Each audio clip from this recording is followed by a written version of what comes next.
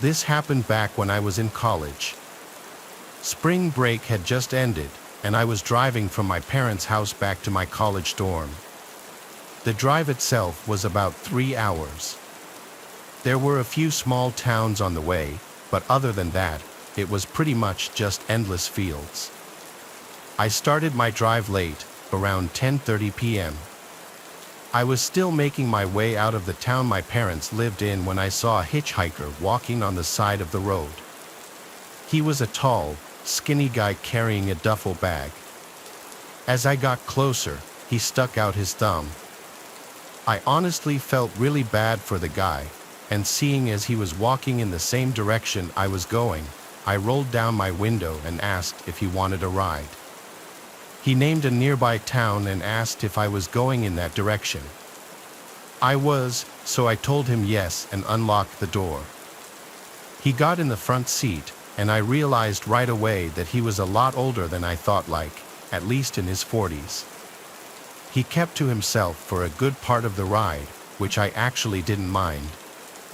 I had the radio on, so it wasn't just awkward silence or anything. It wasn't until around 20 minutes into the drive with the guy that I started to think I made a mistake. The guy started clutching his stomach while groaning and complaining that he didn't feel well. He pretty much just hunched himself in the passenger seat, swaying back and forth. I told him to feel free to open up his window for some fresh air, but he never ended up doing it. To say I felt uncomfortable would be an understatement. Like, don't get me wrong, I understand if the dude wasn't feeling well, but here I am driving while just next to me is this guy groaning and swaying back and forth. There weren't really any towns or rest areas nearby. I didn't want to just tell the guy to get out and completely strand him in the middle of nowhere, so I kind of just sat there, trying to focus on the radio. This went on for another 15 minutes when the guy said, "Dude, I really don't feel good. Can you take the third next exit?" This caught me off guard. Not the part about wanting to stop, I was more so expecting him to say that at some point, but the part about the exit. The guy specifically said, "the third next exit." I remember those being his exact words.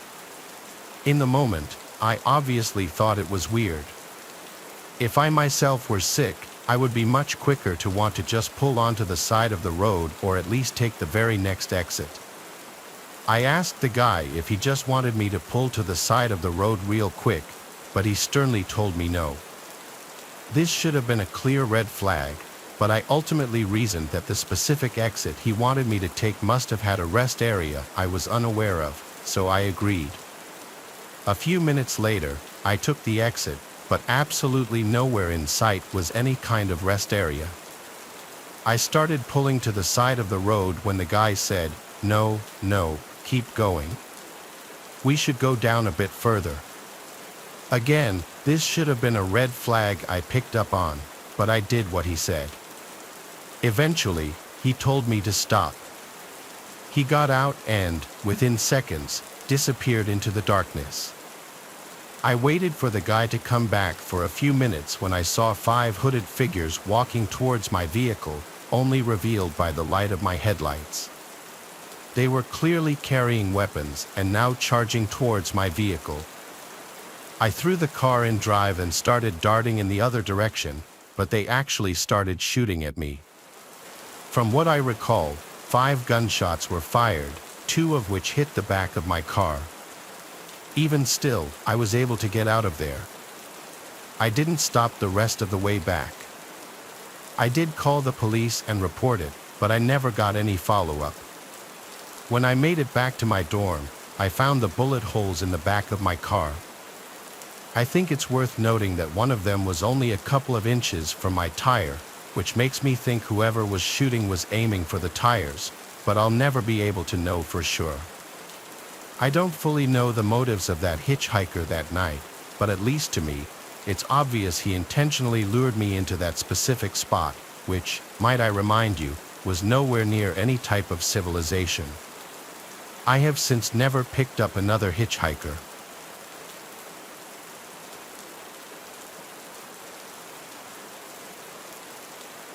A few years ago, when I was 18, I was coming home from watching the fireworks display on New Year's Eve. It was 3 a.m. when I reached my safe, family-friendly, nothing ever happens neighborhood. I'm from Sydney, Australia, and live in a posher and wealthier area. My friends wanted to call a taxi because we didn't want to wake our poor parents at this hour to drive us back home, but because of my stubbornness and insistence, we ended up taking the very long walk home. My friend Kieran was complaining most of the time. I guess I can't blame him. Bevis was just silent and compliant, and I was cheerful. When we reached almost my street, we split ways. The guys went on their very long walk home, which was way longer than mine, and I continued on mine. When I passed a little cake shop, I noticed a guy across the street. I only looked at him briefly, but something in the way he quickly looked up at me, almost with interest, caught my attention. I hurried on anyway because I'm usually paranoid about things, and 99% of the time, it's just me being paranoid. I turned onto my street, which was much darker than I had anticipated. This was about 3:15 a.m., mind you. As I passed the bowling club, I kept looking behind me just to make sure. It was getting quite cold and dark, so I started feeling creeped out, but there was no one behind me, no one anywhere as far as I could see. I was halfway down my street where the road dips down when I noticed something on the path in front of me. I couldn't tell what it was, and at the last minute, I stepped off the path onto the road to avoid it because it looked like it might be a dead animal. As I stepped onto the road, I turned slightly and saw that there was someone behind me. They weren't too close, but they weren't too far away either, and I remember my heart leaping into my throat because I hadn't seen them before, and for them to have gotten that close in that short space of time, something about it didn't sit well with me. When I told people about this later, they said that I should have been quite suspicious then. It was 3 a.m. in the morning, and you're quietly walking behind a girl, not even bothering to keep a safe distance. Like, if you're really innocent, you would take measures to emphasize that, right? I couldn't see who it was, nor could I tell if it was male or female because it was just a black figure to me. It was a very brief glimpse. I was scared, though, so I whipped out my phone and started to call Kieran. I kept calling him, but silly Vodafone couldn't connect to him.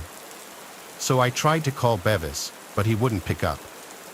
I kept this up at least 5 times, getting increasingly anxious but daring not to look behind me to see if he was still there. I'm glad I didn't actually. I think I would have really freaked out if I had confirmed it. By that time, I'd reached my driveway, and I hurried up it thinking I was safe. But as I was halfway up, I looked over my shoulder again, just really quickly, and I saw the figure there again.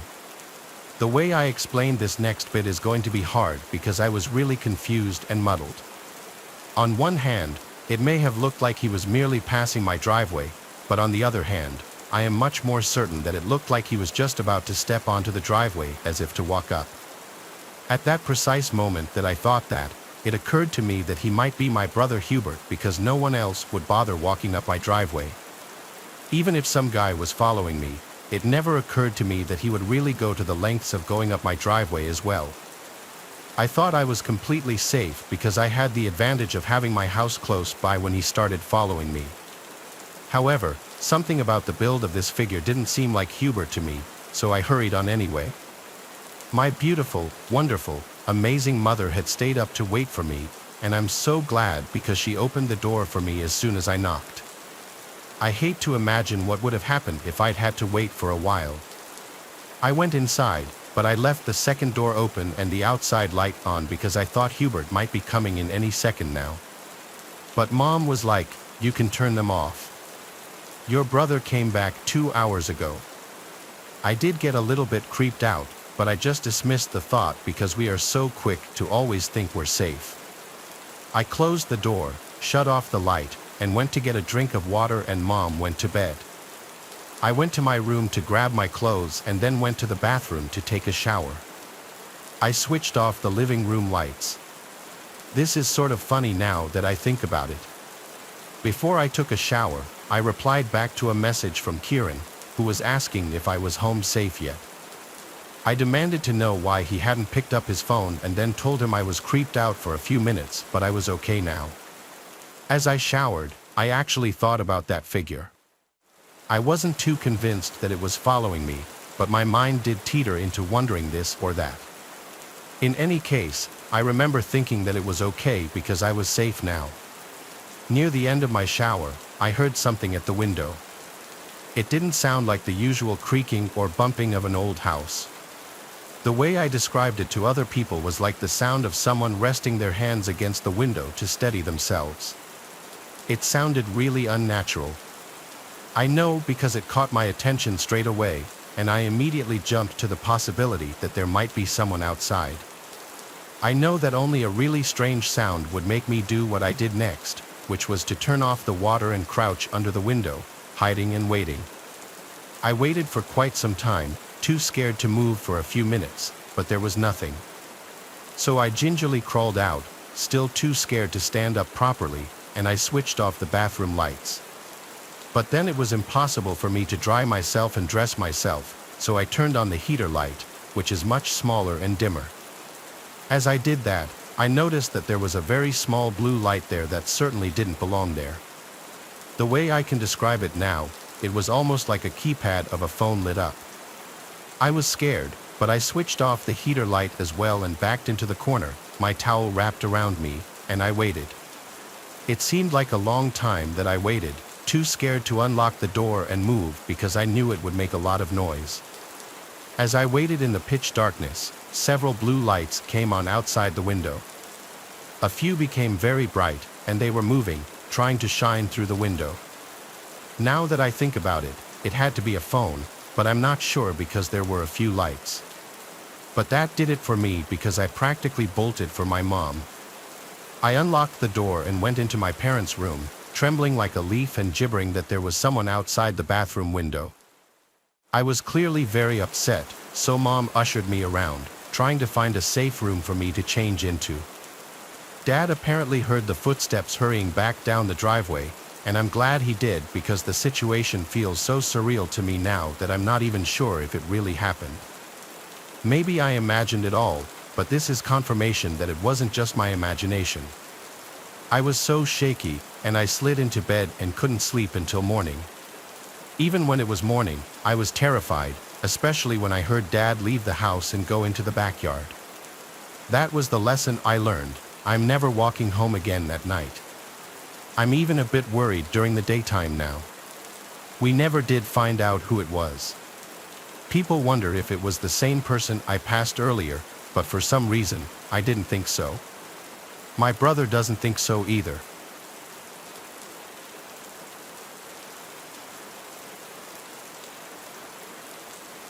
Around 8 years ago, I moved out of my mom's house into my first apartment in the city of Chicago. The place was a nice 3-bedroom apartment on the south side of the city in a friendly neighborhood by the University of Illinois. I lived with 2 roommates, Patrick and Kelsey. Kelsey was a good friend of mine, while Patrick was a good friend of Kelsey's who I had not met prior, although we ended up getting along just fine. One night, about a month after moving in, I met up with a few friends of mine for drinks at a bar more in the center of the city, around 15 minutes from my place. It was a good time, and I ended up getting slightly drunk before getting into a cab at 1 a.m. and heading home. Upon walking into my apartment, I noticed that Patrick's door was open, showing that he was staying at his girlfriend's place, while Kelsey's door was closed with the light from his TV shining underneath the crack. I made my way to my bedroom and put on my own TV before lying down to prepare for sleep. After around 10 minutes, I heard my doorbell ring. Half asleep, I woke up, confused as it was 1:30 in the morning, so I ignored it. A few seconds later, the doorbell rang again, and then again a few seconds after that. It's important to mention that my roommate Kelsey had a good amount of side cash by dealing weed to a few people. He was also a huge stoner himself, so the idea that he fell asleep while waiting for a late-night customer to come over was not out of the realm of possibility. With this in mind, I went over to my intercom and asked who was there. A girl's voice answered back, "It's Kaylee. I'm here to see Kelsey." Thinking that my suspicions had been confirmed, I exited out of my front door and headed down the stairs. The door to the outside of our apartment building was made of tall glass, so you could easily identify any potential visitors. Here, I saw an attractive college-age blonde girl with glasses waiting patiently outside. I had never seen this person before, however, she appeared to be non-threatening. Besides having random customers over to grab weed, Kelsey would also have some random girls over to hook up with from time to time. Because of this, I let my guard down slightly and cracked the door open. The girl then repeated what she had said moments earlier over the intercom, "Hi, I'm here to see Kelsey." I replied, "Okay, he's here. Just follow me up," and I held the door open for her. She grabbed the handle, and I turned around to head back up the stairs. As I was walking back up, I quickly noticed that this Kaylee girl was not following me up. I glanced over my shoulder and saw that she was still standing outside holding the door open, only now she was staring off to her right, almost as if waiting for someone. At this moment, a tidal wave of fear crashed over me as I realized something horrible was more than likely about to happen. I continued walking up to my place, quicker now. After turning the corner of the stairs, I heard the door swing open and then heavy footsteps running up the stairs behind me. I looked over my shoulder again, and what I saw shook me to my core. A tall, gangly man with sunken-in eyes and greasy long hair down to his shoulders was running up the stairs straight at me. He was wearing a sleeveless black t-shirt, and apart from the cheap-looking tribal tattoos I saw creeping up his arms, I noticed he was also holding what looked like a lead pipe in his right hand. At this moment, my body shot full of adrenaline as I turned around and raced back up the stairs and into my apartment. I turned around to close the door and saw the man, who was now only a few feet from entering my apartment, the pipe over his head. With less than a second to spare, I slammed the door and locked it in one swift motion. Immediately after, I heard the thud of the pipe hit my door. I stood facing the now closed door, paralyzed, as the man hit the door 3 more times while shouting obscenities at me. He eventually gave up and ran down the stairs and out the front door. I ran into Kelsey's room to wake him up. After telling him what exactly had just gone down, he responded by telling me that, yes, he knew a blonde girl named Kaylee, only he had just met her earlier the same day. Apparently, while I was out with my friends, the doorbell rang while Kelsey was home alone. Instead of going down to let her in himself, Kelsey buzzed her up after just hearing her name, thinking she was a friend of mine. When she reached the door to our unit, he opened it and let her in. He said it seemed like she was confused, mentioning that she was looking for someone named Felix. Kelsey responded by saying his own name and that no one named Felix lived here.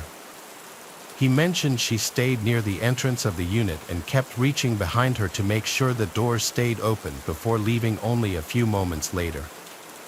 After hearing this, my theory is that these same people came earlier in the day and, not expecting to have someone just let them up through the buzzer, the girl made the mistake of forgetting to keep the door to the building open, rendering the attacker unable to enter during this first attempt.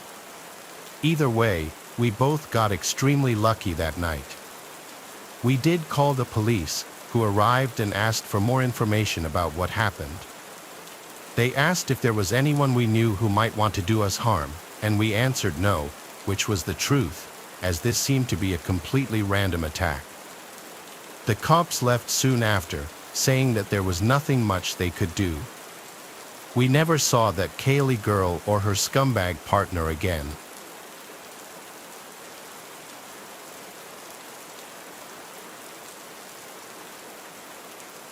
My family and I used to go camping all the time, sometimes more than 3 or 4 times a year, even. We were camping in White Mountain National Forest, and it was our first time doing a more primitive type of camp. Usually, we went to traditional campsites like Yogi Bear Jellystone or even KOA, but this time we were in for something different. I wasn't that excited for it because I didn't think it would be as fun. I think I was 14 when this happened, around that age at least. I was still in an angsty teenage phase, if you will. I was still a good kid, just a little emotional and rough around the edges. When we got there, while my parents were setting up, my little brother and I wanted to do some exploring. We walked around for a while, but we didn't go too far as we didn't know the area and we didn't want to get lost or stray too far from camp. We talked about anything you would imagine two unsupervised children would talk about. I started messing with my little brother, Blair, saying things like we were lost and to watch out for the bears and the monsters. Pretty crappy, I know, but I thought it was funny. We messed with each other like that all the time, but I could tell he was actually starting to get scared, so I let him know I was only joking. I was hoping to find a cool bank offshore, like a place we could swim or fish. I found the perfect spot. He ran over to it to investigate it, and I fell in love with the scenery. It truly was beautiful. Our little kid brains loved every second of the outdoors. I knew we had been gone a while, though, and I was in charge of my brother, and I didn't want us to get in trouble. Mom wanted us back before dark anyway, and we were starting to lose daylight.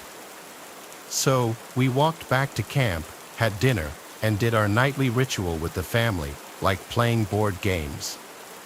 We had a campfire and all that fun stuff until eventually, it was time for bed. Blair and I were staying in our own tent, while our mom and dad had their own as well. We got our sleeping bags, a lantern, and not much of anything else, maybe some snacks that we snuck into our tent and a DVD player to watch a movie. I fell asleep, but I remember waking up for seemingly no reason in a groggy state of mind.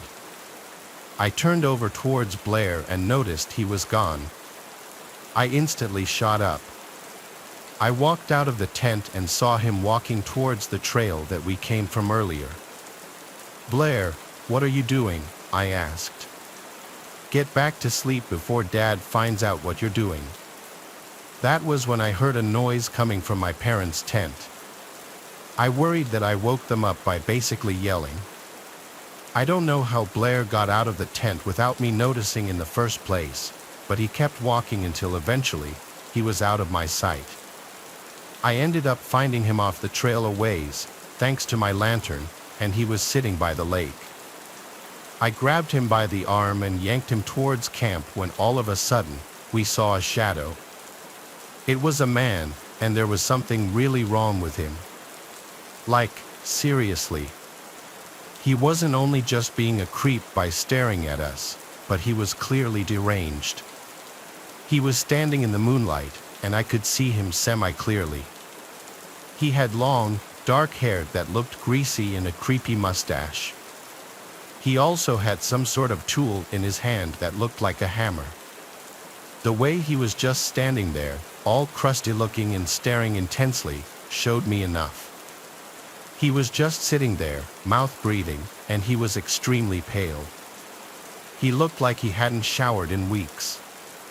I didn't stay for another second or even bother to say a word to him. I mean, come on, I was pretty sure he was a murderer. Now the chase was on. Blair wasn't as fast as me and he could barely keep up. Keep in mind, he was only 9 or 10, so his little legs could only go so fast.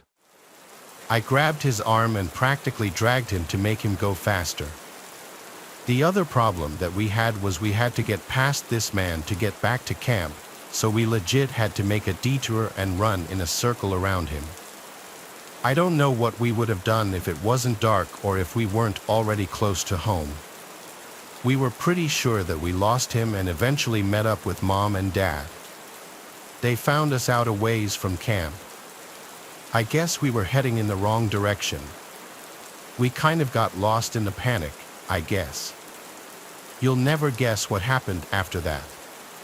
When we arrived back at camp, my dad's truck was gone, the only vehicle that we had out there. That man baited us off camp and he stole the truck, broke into our tents, and stole my dad's wallet and phone. Luckily, we had a walkie-talkie to call for help. The police found my dad's truck and actually arrested the man a few days later. What if we would have been out further into the woods that night?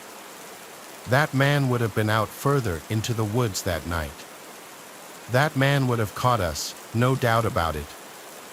He chased us through the woods and tried to murder us or kidnap us, one of the two. When my dad got the truck back, unfortunately, it was totaled in a drunk driving incident by the man that stole it. Man, that trip was a nightmare.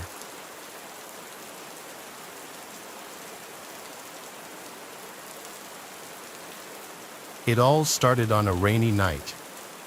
My dad had wanted me to babysit my little brothers while he went to the bar to play pool and drink.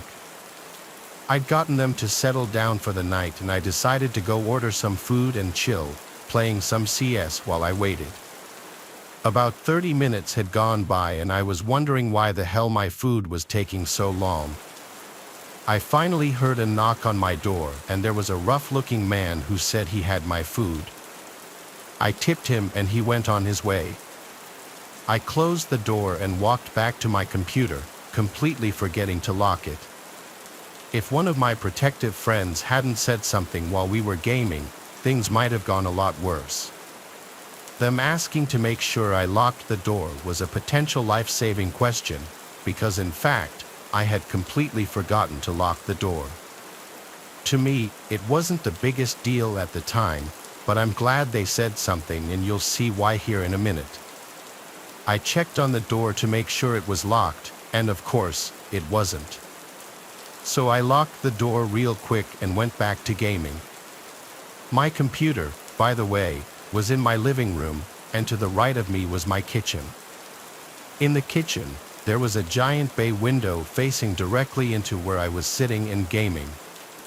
I started eating my food while gaming, and I heard my front door knob jiggle. I thought maybe I was just scared and hallucinating it since I was home alone and my brothers were asleep in bed, until my dog started barking at the front door. That was the exact moment I realized that something bad was happening. Whoever was there started banging and rattling the door handle. Freaked out, I ducked under the counter beside me, called my dad, and then called 911. While I was on the phone, my little brothers ran out of their room screaming that someone was standing outside their bedroom window, pointing towards the lock, and smiling and waving at them, trying to get them to open it for him.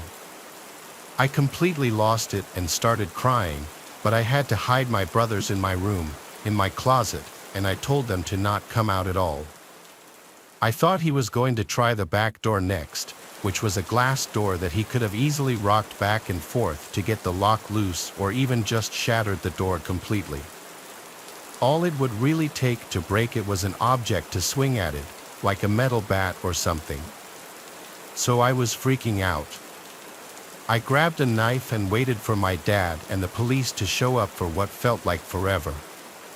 I was scared that I was going to have to defend my little brothers and myself in a life or death scenario. I was only 13 at the time, so I was really scared. The cops finally showed up, and the person had disappeared. But every night after that, I was scared he would come back and we would finally meet. I have no idea if it was someone random or the Chinese food delivery driver from earlier. I just hoped he would never come back. Luckily, he never did, but that didn't stop me from being scared shitless every night, especially when I was home alone. It's especially creepy when you think about how us kids were alone. I think he knew that and he was trying to prey on us, but luckily he gave up. Hopefully, he heard me calling the police or something, and that's why he ran. I guess we'll never really know for sure.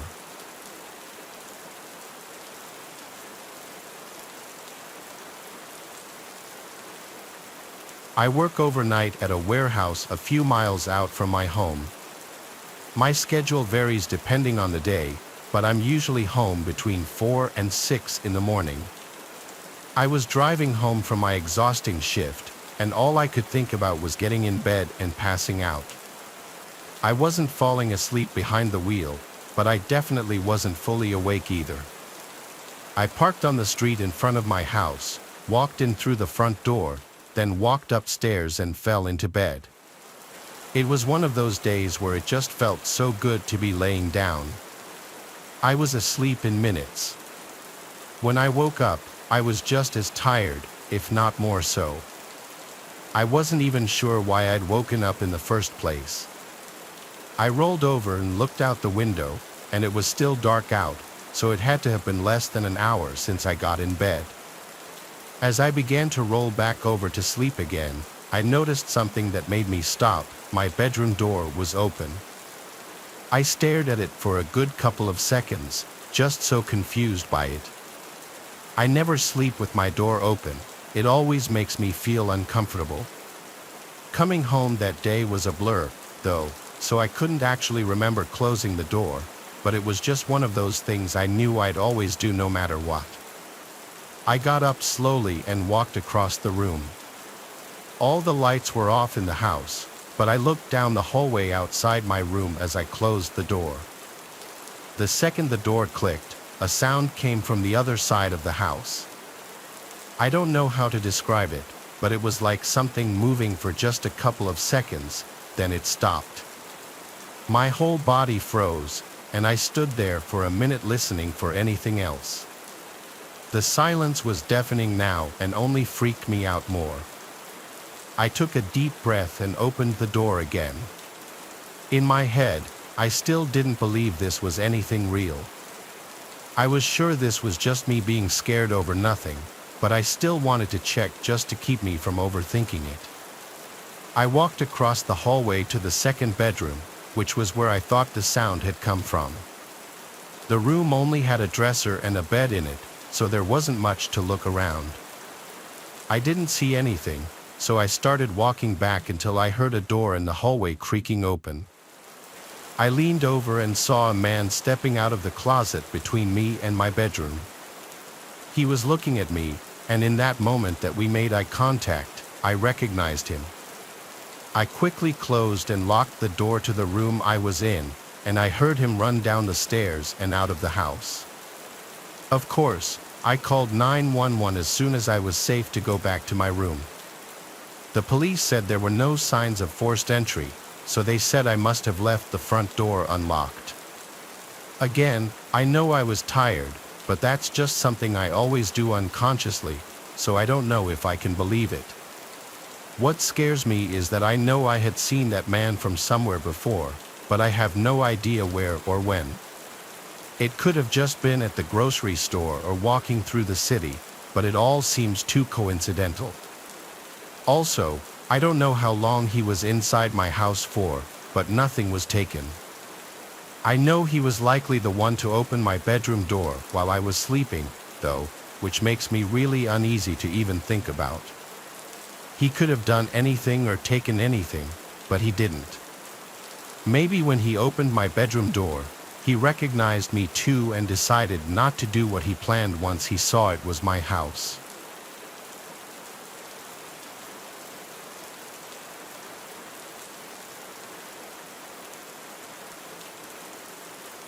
I live in a townhome in the middle of a relatively small city. It's very small and outdated, but I live alone, so it's the best I can afford. I worked late this night, getting home sometime around 8 or 9. Pulling up my shared driveway, I noticed the townhome connected to mine had its front door wide open.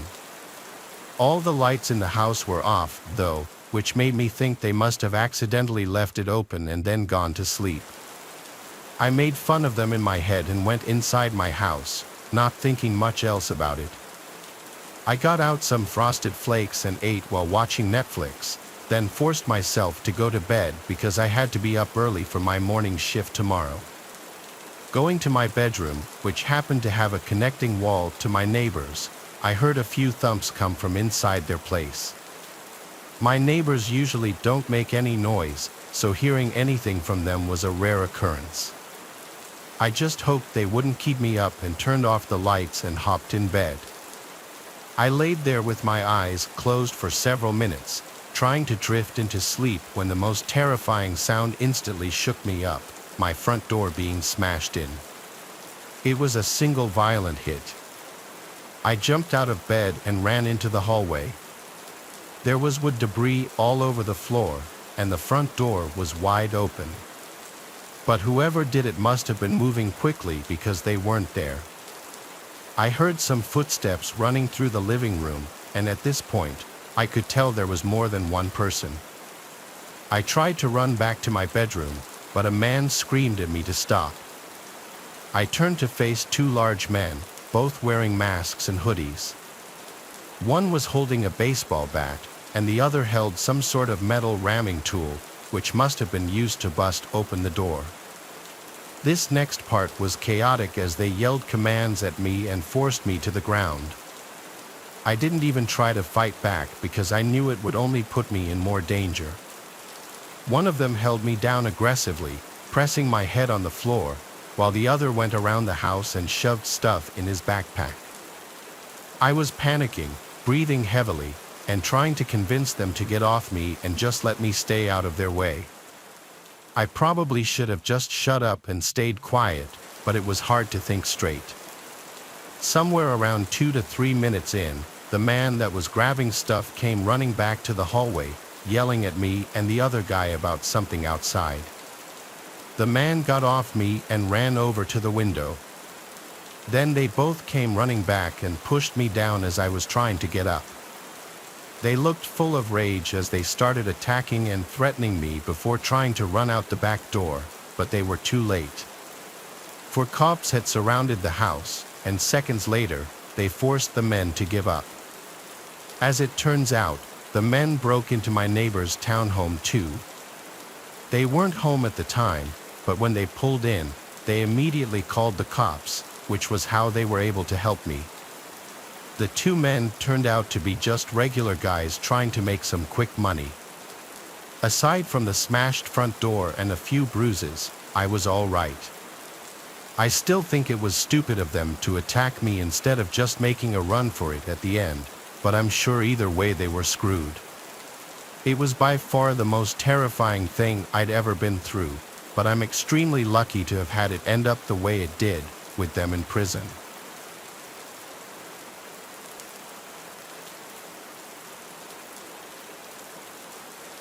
I'm sure you've seen some of the more modern videos online where truckers document their daily routines and provide tips for each other. Or maybe you haven't, but being as I'm on the younger side in this industry, every time I open TikTok or YouTube Shorts, that's all I see.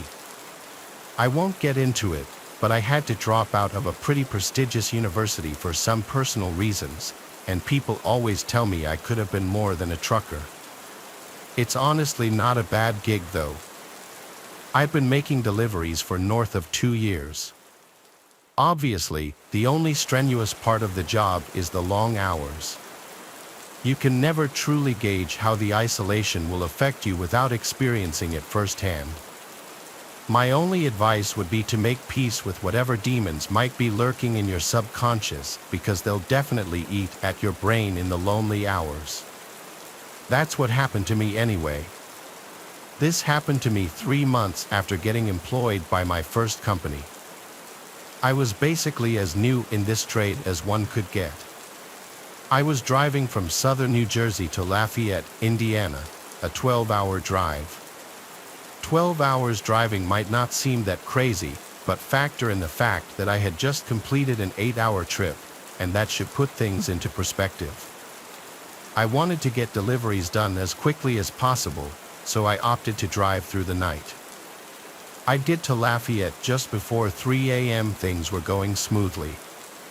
There were virtually no other cars on the road, so I was able to push the semi a little faster than normal.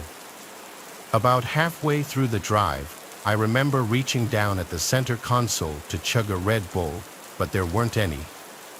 Of course, I had forgotten to restock my truck after completing my previous delivery.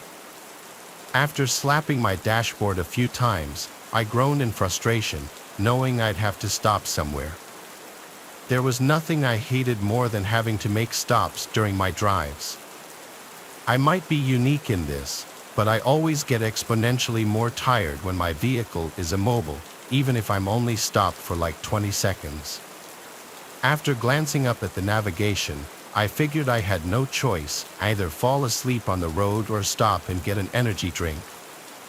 In my brain, those options were pretty much equivalent. Reluctantly, I pulled into the first service stop I saw. I had literally no clue where I was, probably somewhere in Ohio at this point. Too late, I realized this wasn't actually a service stop. It was what looked like an abandoned gas station and a repurposed convenience store. Not sure if there's any better way to describe it. Either way, it looked like there was another quick stop store not far up the road, so I figured I'd go there if anything.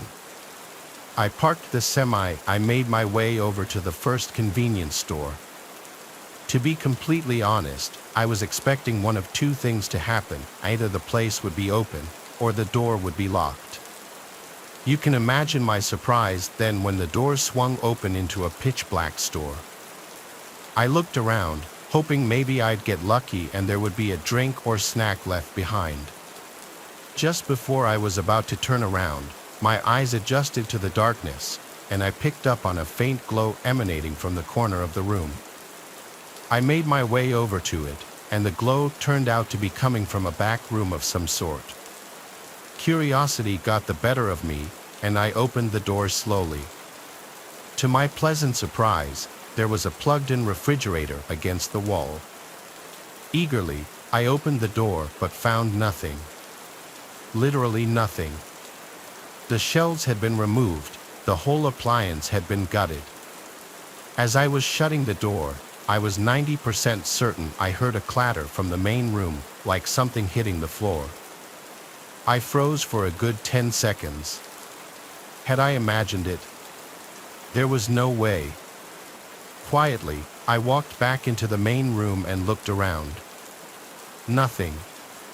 Part of me wanted to keep investigating, but I didn't have time for this. I walked out the entrance door and basically jogged to the other shop. It was open, thank God. I paid for my drink and made it back to my truck. Something about this whole stop felt wrong. I needed to get back on the road as soon as possible. I took one last glance at the abandoned store and noticed the door was now open. I was 100% positive I had shut it behind me. It wasn't my job to figure out what was going on here, so I started the engine and merged my semi back onto the highway. The caffeine started kicking in and snapped me out of my tired haze pretty quickly. My mind began to wander, and I started thinking about how bizarre that whole thing had actually been. I guess a squatter or an abandoned building wasn't the strangest thing in the world, but my brain couldn't explain that refrigerator, no matter what theory I thought of. I tried to forget about it and kept driving. It was then that I started noticing weird movements in the curtain behind me. Sweat started dripping down my forehead. I watched in the rearview mirror as the curtain seemed to billow and move, even though I didn't have the air on. I thought the worst: there was someone in my truck. I didn't have any weapons on me or anything, so I discreetly punched in the nearest police station on my phone. The drive there was the most tense and horrifying 20 minutes of my life. I kept imagining that person reaching out to grab me or trying to crash my truck. Finally, I approached the police station. I stopped the semi as close as I possibly could get and basically ran over to the police station. In seconds, my truck was surrounded by police, and after I opened the back, what I saw will stay with me for life. The police pulled out 3 homeless-looking people, 2 men and 1 woman. They were wearing rags and were wrapped in nasty-looking blankets. One of the men was armed with 2 switchblades. All three of them refused to talk but stared menacingly at me as they were getting cuffed. I have no idea what they wanted. I don't think I'll ever know.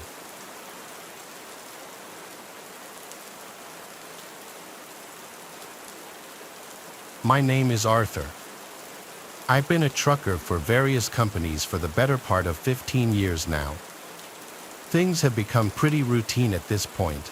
Pick up the goods and materials, verify them for accuracy, and deliver them as instructed. We're not paid by the hour, so efficiency is the most important thing in this line of work. For someone like me who's been doing this forever, I like to think I can outwork all these young guns that are snapping these jobs up.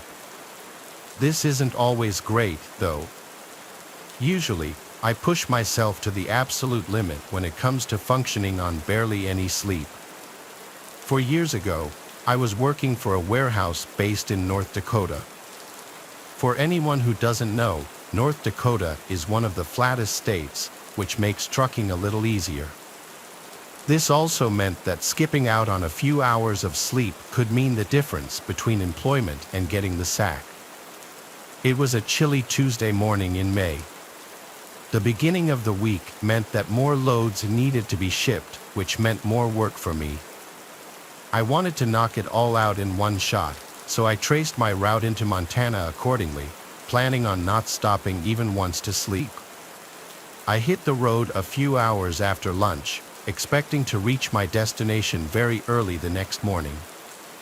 I pushed the semi as much as possible, doing maybe a couple over the speed limit.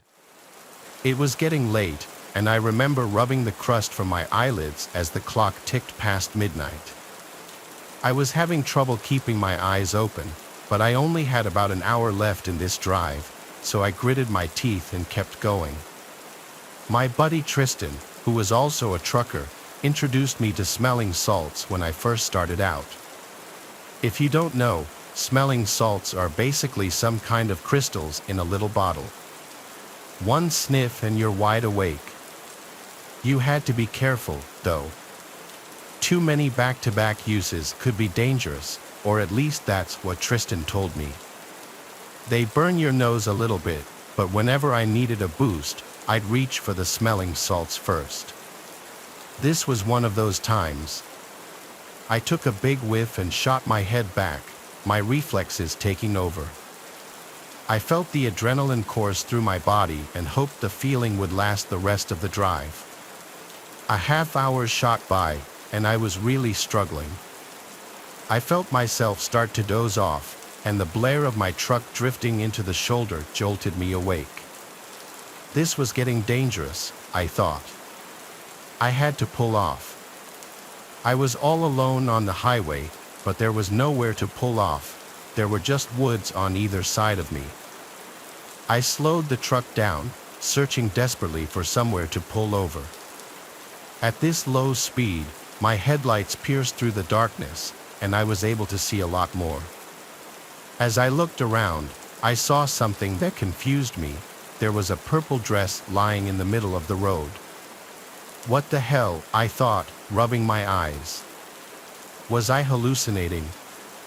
I blinked like 6 times just to make sure I wasn't going crazy. It was real. I approached the dress with my truck and stared at it as I rolled by. In hindsight, this should have been more of a red flag, but I think I was just too exhausted to process what was going on. About 200 or so yards away, I passed a pair of shoes. Now I was starting to freak out. What the hell was going on? I passed the shoes, praying to God there would be a place to pull off soon. My old man Finn was a super religious guy, so I clutched his old cross and hoped he would come through for me. A little further up the road, I saw a bunch more random clothing, some of which looked like little kids' clothing. This time, I stopped the truck. The panic started to set in. Something was very, very wrong. I sat in the driver's seat with the truck at a standstill. I was expecting something to happen, but it never did. So I did what my instincts told me to do. I stepped out of the truck and went to inspect the clothing. I still remember the feeling of the chilly morning air piercing my skin, which definitely helped my exhaustion. I approached the pile as cautiously as I could. It was indeed kids' clothing. It looked like there were both boy and girl pieces of clothing in the pile. I looked around into the woods, but I couldn't see much of anything in the darkness. I had my head on a swivel, worried that this was some kind of trap. I decided it was not my business to figure out what was going on, so I made my way back to my truck. Just then, I heard a crunch from the left. I whipped around, trying to see what was there. I stood there, waiting to hear another sound. After about 30 seconds, there was another crunch, but this time from the opposite side of the road. My survival instincts kicked in, and I sprinted towards the truck. I jumped into the front seat, but just before I slammed the door, I heard a child scream ring out. I froze, my heart bursting out of my chest. I was caught at a crossroads. I wasn't going to fight some random people in pitch-black woods, but I couldn't just abandon some helpless kids either. Before I could make a decision, another almost identical child's scream rang out. Without thinking, I turned the truck on and pointed its nose toward the spot in the woods where I heard the noise. My headlights lit up about 30 yards into the woods. There were 3 or 4 people, one of whom was holding a massive speaker. They ducked behind a couple of trees as my truck lit them up, but I had exposed them for just enough time to make out what they were doing. They hid from the light before I could really make out any distinctive features, but I swear on my old man Finn's grave, they were holding up a speaker, trying to lure me into the woods with a fake kid screaming. I was just in shock. I just sat there staring at the trees those people had just hidden behind. I reached for my phone to call the police, but before I finished dialing, I heard a thump from the body of the truck. Someone had thrown something from the other direction. I was done. I turned back to face the road and slammed on the gas. As I sped off, I could make out a person on the other side of the road. He shouted something I couldn't understand before launching something at the truck that cracked the glass of my passenger side window. I drove the final hour in silence. I was too scared to process what had just happened, but there was no way in hell I was stopping to sleep in those woods. I completed my delivery and then knocked out. I must have slept for 10 hours straight. When I woke up, the first thing I did was call the police, who told me they'd investigate those woods and give me any updates. I then thought about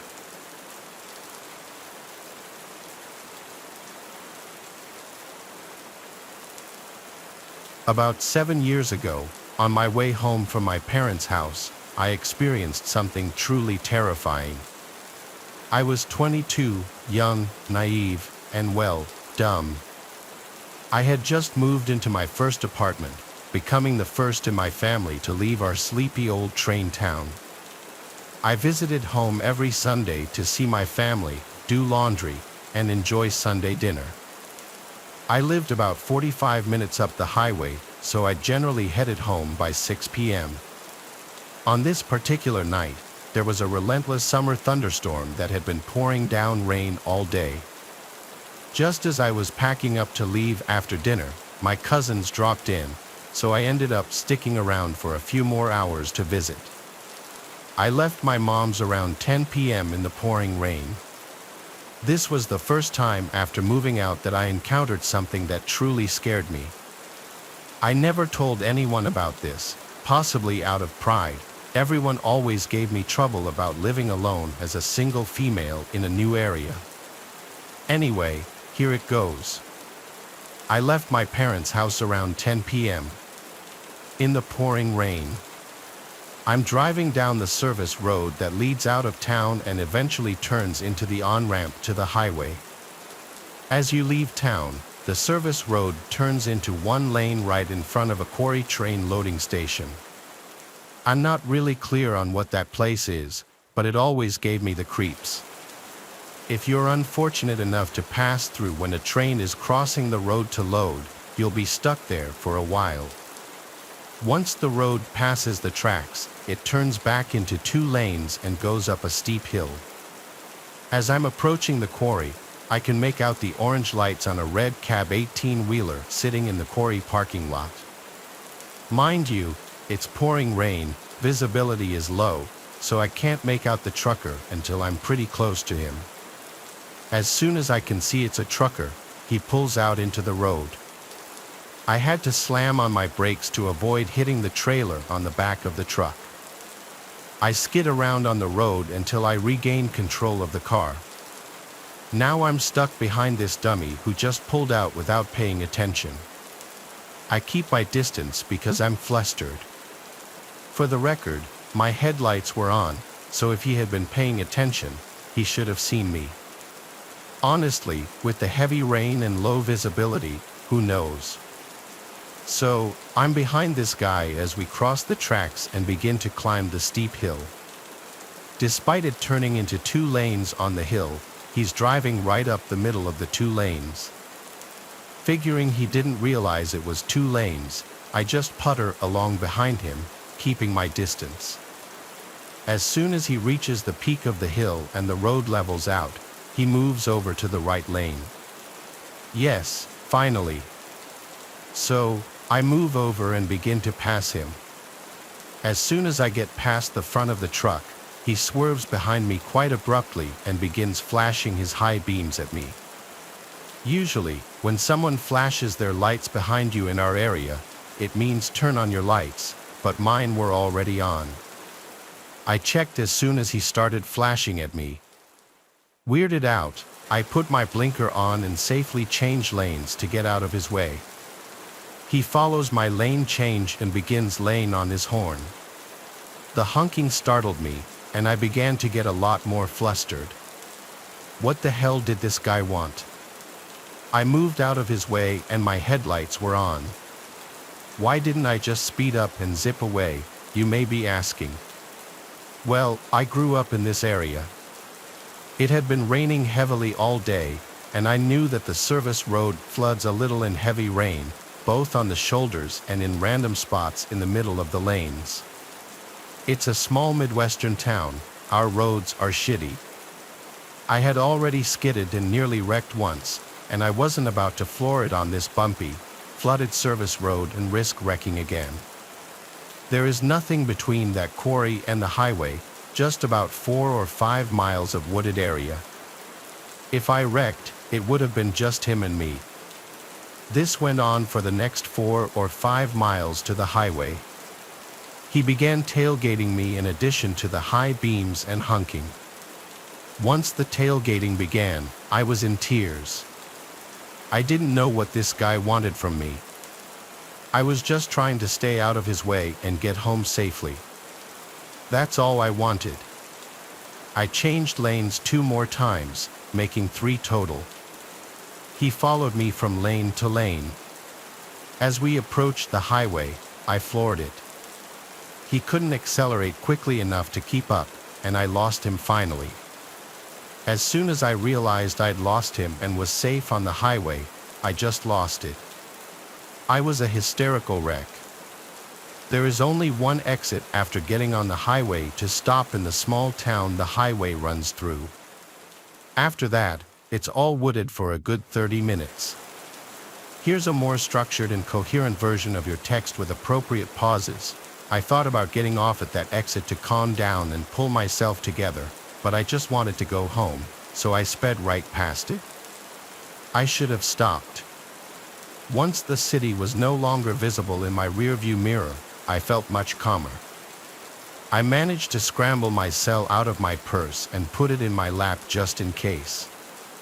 The rain led up to a drizzle the further I went, but I was still pretty on edge. There weren't many other cars on the highway, and most of them were truckers. I'm cruising along in the center lane when the truck next to me in the passing lane begins blaring the horn and moves into my lane, forcing me over to the 3rd lane. He continued moving over, nearly forcing me off the highway. I sped up and changed lanes right in front of him so that I'm back in the center lane. I slowed down until I was in line with the front cab. I double-clicked the home button on my phone, camera shortcut, and rolled down my window, starting to take pictures of the cabbie. I think the flashes made him realize what I was doing, and he began slowing down until he was behind me again. I got a lot of pictures.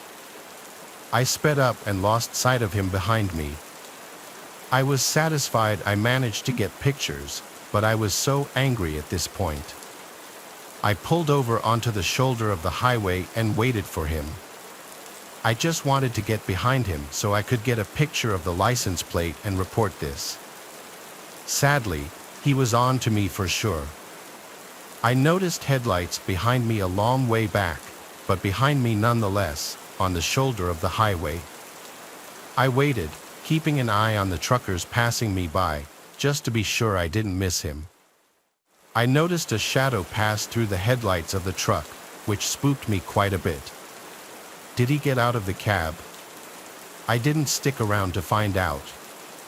I just took off and got home as quickly as possible. The pictures were a total failure. It was still drizzling. The flash combined with the drizzle just resulted in washing out the pictures. I could see the red cab, but no matter what filters I used, there was no making out exactly what the cab said. Red cab trucker, you're the reason I have a dash cam in my car.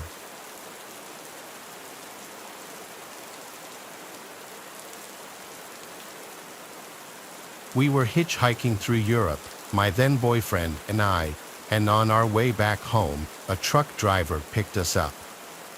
We had had a few weird encounters on our trip before, but we had been on the road for about a month, and nothing really scary happened until we met this guy. He was a young guy, about 25, quite regular, spoke English okay, and had been away from home for a long time. I was a bit younger, with my boyfriend being around his age. My boyfriend was tired, so he took a seat on the bed in the truck and wasn't really trying to hold a conversation. During our trip, we switched turns as I usually do when I hitchhike with someone. One person talks with the driver, and the other relaxes in the back, so I was in the passenger seat. I think my boyfriend was even dozing off a little bit when the driver started complimenting me and asking about my boyfriend. It was still fine, nothing too weird, and I was just trying to talk to be good company. As we moved on, I started to feel a bit uncomfortable, but I didn't let anything on and only told my boyfriend that we should find truck drivers from our country to make the last part of our trip in one go. I translated this to English immediately because the truck driver became agitated and suspicious of what I was saying. I explained that we were really tired and our plan was to find our truck drivers before he had to take a long break so that we could continue traveling without interruption. We stopped for a short break at a gas station, and my boyfriend decided he was going to look for another truck driver in the parking lot, leaving me with this guy alone. Damn, the truck driver came on to me real hard, and I was scared shitless and didn't fight back. I could feel how aroused he was, and there was no doubt about his intentions. Luckily, my boyfriend was away for just a minute. At that moment, I realized we needed to get out of this situation fast. I didn't want to say anything to my boyfriend because I was scared of how he would react, so I decided to pretend nothing had happened. I was determined to get out at the next stop. We reached a large gas station for truck drivers only and told our driver we were going to look for other drivers heading our way. During our trip to this station, this guy got in touch with another driver, saying he could also take us, maybe one at a time. Damn, I thought, now he's planning a threesome. When I was finally alone with my boyfriend, I remained calm, hinted at what had happened, and insisted that we not stay with this driver no matter what. It took us about 5 minutes to find a group of truck drivers from our country. They were having beers and cracking jokes, and 2 of them agreed to take us. I jumped with joy. We went back to the truck to get our things. The guy had already brought his friend along and was offering my boyfriend to take a shower at the gas station, saying he would pay for him for no obvious reason. He was quite persistent, and as I very well remember, he never offered it to me. Needless to say, these 2 guys were very disappointed to see us go. I still remember how they were looking at me when I was taking our backpacks from the truck. I have never told my ex-boyfriend the details. I was just lucky that we got away from that truck driver, and I think he has never realized how bad the situation was. At that time, I was playing it cool the whole time, but inside, I was shaking. I could see how desperate that truck driver was and how much he wanted to get rid of my boyfriend. I was so angry at myself for staying with him in the truck by myself, but then all of our things were there. I was also angry for not fighting him back, but it was so sudden, and I got really scared.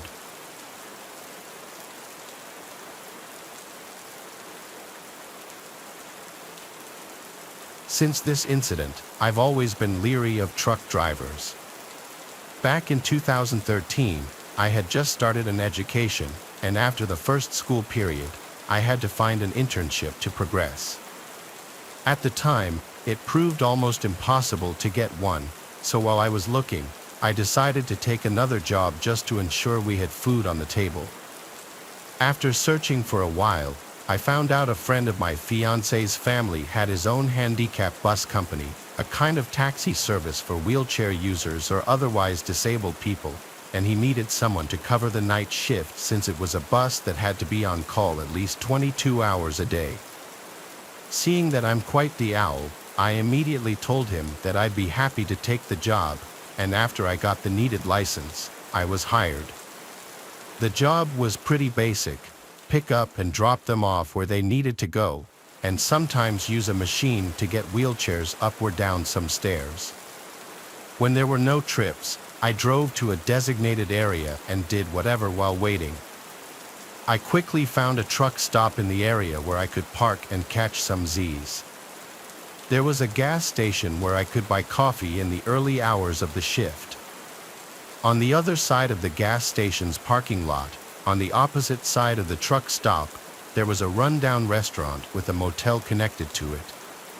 To avoid disturbing the sleeping truckers if I got a trip in the middle of the night, I usually parked on the restaurant side. After parking there every night for a while, I noticed one particular room had a lot of people coming and going. In the beginning, I thought nothing of it. Then, one night at the end of summer, while I was half asleep with the windows slightly open, I suddenly heard yelling coming from the motel. A dude came tumbling out of the room and started running. A few seconds later, a big guy came running after him with something in his hand that I could not make out. I thought it was none of my business and went back to my half-sleeping waiting stage. Not much time passed, and my phone went off. I had a trip an hour's drive away, so I turned on the bus and was leaving the parking lot when I saw the big guy coming around the corner. The rest of the night I had back-to-back trips, so I didn't park until I got home. The day after, I didn't get a return to home zone until 2 o'clock or 3 a.m. When I arrived at the parking lot, the area where I used to park had fist-sized rocks strewn all over the place. Not connecting the dots at the time, I just parked a few spots over and started waiting. I fell asleep pretty fast but was jerked back into reality when a car right in front of my bus honked its horn, flashed the high beams, and revved its engine. I thought it was just some idiot who noticed me sleeping and found it funny to try to scare me, so I jumped out of the bus, about to tell him to screw off. But instead of driving off or stopping, the driver made the start brake motion with the car, indicating that I was the one who should screw off. Then I connected the dots. Not wanting to seem like a pushover, I stood still and stared at the car, not that I could actually see anything with the high beams almost blinding me. After what seemed like a really long time, but must not have been more than 30 seconds, the car drove off. After that, I decided to park near the trucks from then on. A month or so passed, and nothing had happened since the car episode. I figured that nothing more would happen if I just kept parking by the trucks. Then, one night, I had a long 12-hour shift on a Sunday, and I didn't have time to eat dinner before work that day. During the first half of my shift, I had back-to-back trips with no time to eat. So when I got a return-to-home zone, I quickly parked in the far end of the almost empty truck stop and got ready to eat my now very late dinner that my fiancée packed for me. I wanted to watch some TV on my phone while eating, so I sat with my back against the driver's side door and got comfy.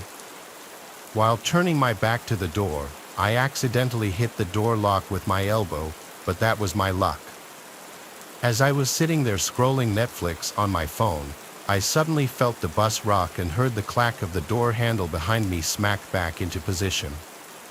I quickly turned and saw a dude with a hood over his head quickly crouching and proceeding to lay down on the ground and crawl under the bus with a big kitchen knife in his right hand. I quickly got up and made sure the other two doors were locked.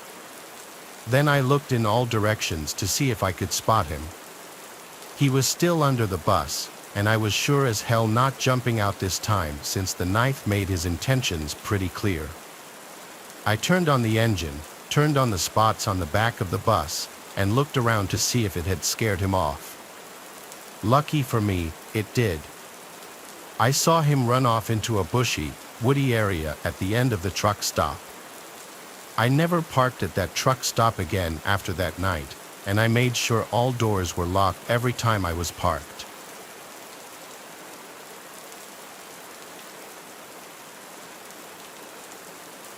It was the middle of the summer. I was 11 years old and my younger brother was 8. We were outside playing various games with other kids in our neighborhood, but we finally headed home as the sun went down. Maybe once a week, our parents would go to a different restaurant around town, leaving my younger brother and me home alone. Most of the time, they'd tell us before they went out, but if we were outside playing, sometimes they'd just leave us to our game. When we got back home and no one was there, we assumed this was the case. Confirming this was a note left on the kitchen counter. My younger brother and I both went to the living room to watch TV, something we usually did before bed. After half an hour, it had gotten completely dark outside. Just then, I heard the doorbell ring, followed by knocking. At first, I thought it was our parents getting back, but it definitely wasn't normal for them to use the front door, much less not have a key for it. The chances of the garage door opener they had not working them for getting a key were extremely low. Although I realized it was still possible, I left the living room and went up to the front door to see who it was. As I approached the door, I heard a man's voice yell that he was selling Girl Scout cookies. I was extremely confused considering the time of day. I looked through the peephole and saw a grown man, completely alone, with no cookies in hand and not with his daughter, as I was expecting. The man yelled out once more before moving his hand to the door handle. My heart dropped, realizing that we had forgotten to lock the door when coming in for the night. The door handle slowly started turning, and I quickly engaged the deadlock. A clicking sound echoed out. It was too loud. Clearly, the man had heard it and now knew someone was inside. I waited a minute before once again looking through the peephole.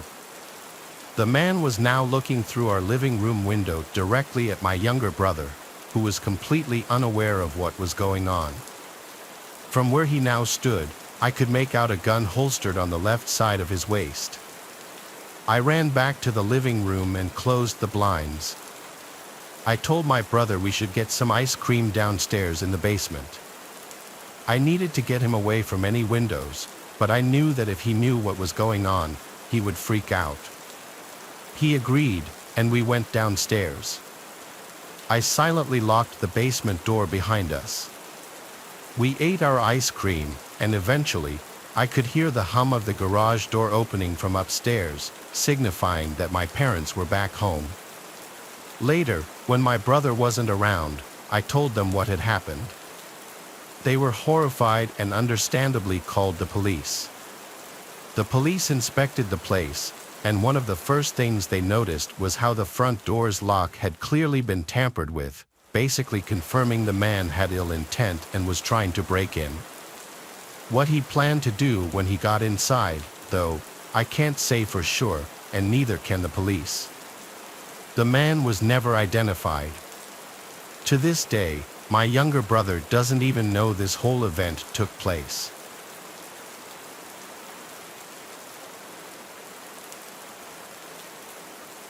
My junior year in college, I had a strange experience.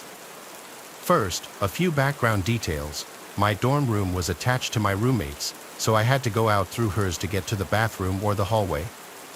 She was a light sleeper, but I wasn't the type to be out late, so it didn't matter. I had 2 normal operations in my life at that time and discovered that while under anesthesia, I would wake up briefly toward the end before I was supposed to. If I got a mosquito bite, I had to deal with it for at least a month. I'm not a fast healer. One night, I had the most vivid dream of my life. I woke up briefly somewhere else and then went right back to sleep.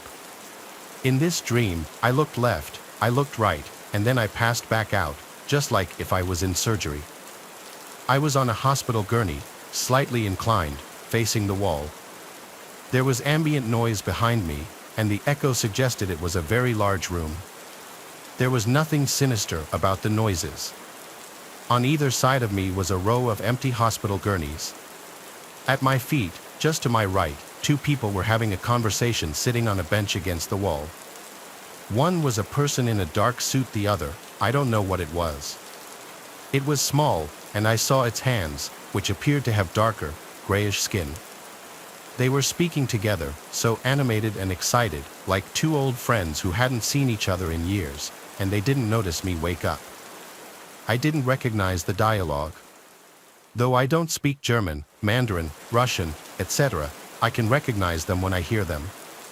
This language was wholly unrecognizable, yet the person in the suit was fluent. I went back to sleep.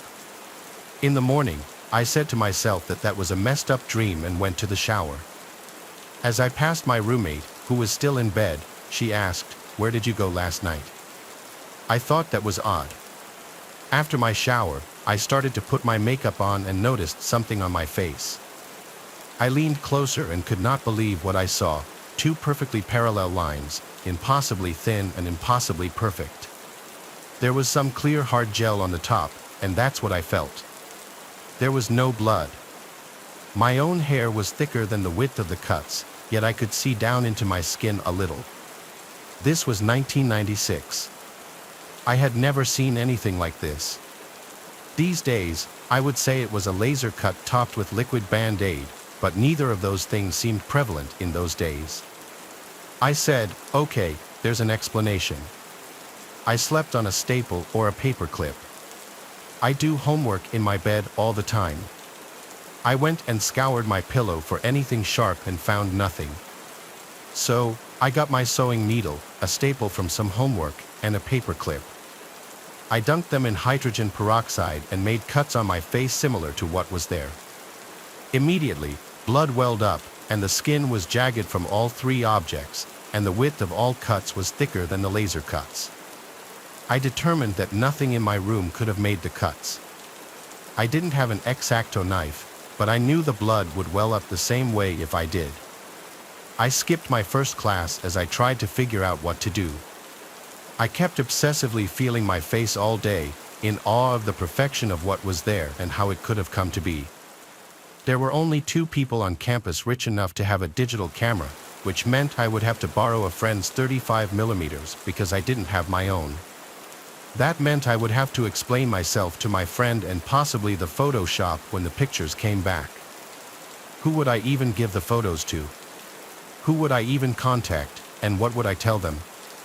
In those days, if you even said the word alien, you were a pariah. After hours of mental debates sitting on the edge of my bed, I gave up thinking about it and finished my classes for the day. I sat on the edge of my bed into the night, debating, unsure of what to do. In the wee hours of the morning, I woke up. The cuts were gone, completely healed, no trace of even a scar. I was disturbed for a few days, but then I eventually forgot about it. A few years after graduating, I decided I was going to have some dental work done and went to 2 different offices to get quotes. They both took a full facial X-ray. I had long since forgotten my crazy dream and the cuts until I sat down across from the first X-ray technician and pointed to a strange thing showing up above my teeth. I asked if I was looking at a mirror image because it was on the same side as my cuts had been rather than the opposite side. No, I was told, the X-ray was actual, not a mirror image, so the right side of the image corresponded with the right side of my face. I pointed to the almost square image above my teeth and asked what that was. "It's just an X-ray anomaly," he said. He didn't seem bothered by it. I figured that meant there was some damage or irregularity with the X-ray plates and let it go. Then I went to the second dentist, an orthodontist, and had another X-ray done. You guessed it, the square was there in the exact same place. This time, I didn't even try to make polite small talk or beat around the bush. I pointed to the square and said, "What is that?" This time, the tech looked at me funny and said, "It's an X-ray anomaly," and she leaned closer and whispered, "We see them all the time," in a way that gave me goosebumps. This was in Spokane, Washington. I didn't know what else to say, so I said nothing. Could it be that whatever negatives or plates or whatever they used for an X-ray were damaged in exactly the same spots and exactly the same shape? Maybe, I guess. I don't know much about X-rays. But after that, I reflected on my situation. I don't feel freaked out, but I think there might be something in my face put there by somebody else. Here's what I know, we do this all the time to other species.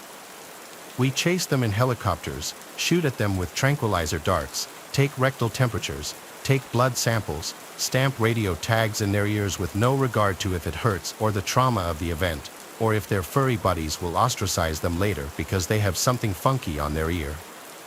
In my situation, I was clearly well cared for, if it really happened at all. Someone was there as some kind of representative on my behalf. I was handled in such a way that if I didn't have a weird metabolism, I wouldn't have known what even happened. I never once felt pain. My cut healed instantly. If this is some kind of research-driven radio tag for the purposes of data collection or preservation of habitat or species, like we would do, they did it with far more regard for me than we have for other species on our own planet. I don't know what might happen if I get another X-ray 20 years later. I have tried to look when I go through airport security if anything shows up on the image we see in the booth, but I don't see anything. Surprisingly, I'm okay with this. I think it might just be science and nothing nefarious or evil. I wish my consent to be asked first, but I suppose it's hard to ask for consent when you're not even supposed to exist.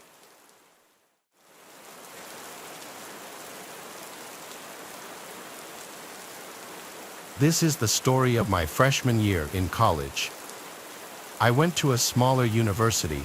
There were only a few thousand students that attended it, so the campus wasn't very large. But I liked that about this place. However, my first year I had to live in the dorms to save a little bit of money and maybe make a friend. I chose to have a random roommate. This decision backfired. I didn't know anybody at the college when I got there, and the first person that I met was the roommate. He told me that his name was Dermot. Dermot was a strange guy overall. He was rude, unfriendly, and he never left the room other than to go to class. He was not at all the type of person that I would normally hang out with, and by the second week, I had given up all hope of being friends with him. I had a TV and a PS4 that I brought with me to school, and Dermot said that I could never use it because it bothered him. He also demanded that all lights be off after dark. I tried to reason with him once, but he threatened to report me to the dean of students. I wasn't scared by the threat. I didn't really think they would do anything. But I would rather just try to get along with my roommate instead. I would do my studying in class buildings around campus. I made other friends at college pretty quickly, and when I was talking with them about Dermot one day, they suggested that I get a new room. I hadn't even realized this was an option until they told me, so I put in a request to get my own solo dorm room. I was told that when one came available, they would contact me. About 2 weeks later, so now about a month and a half into the school year, I was contacted. I was told that I could move into a different dorm building that was across the street.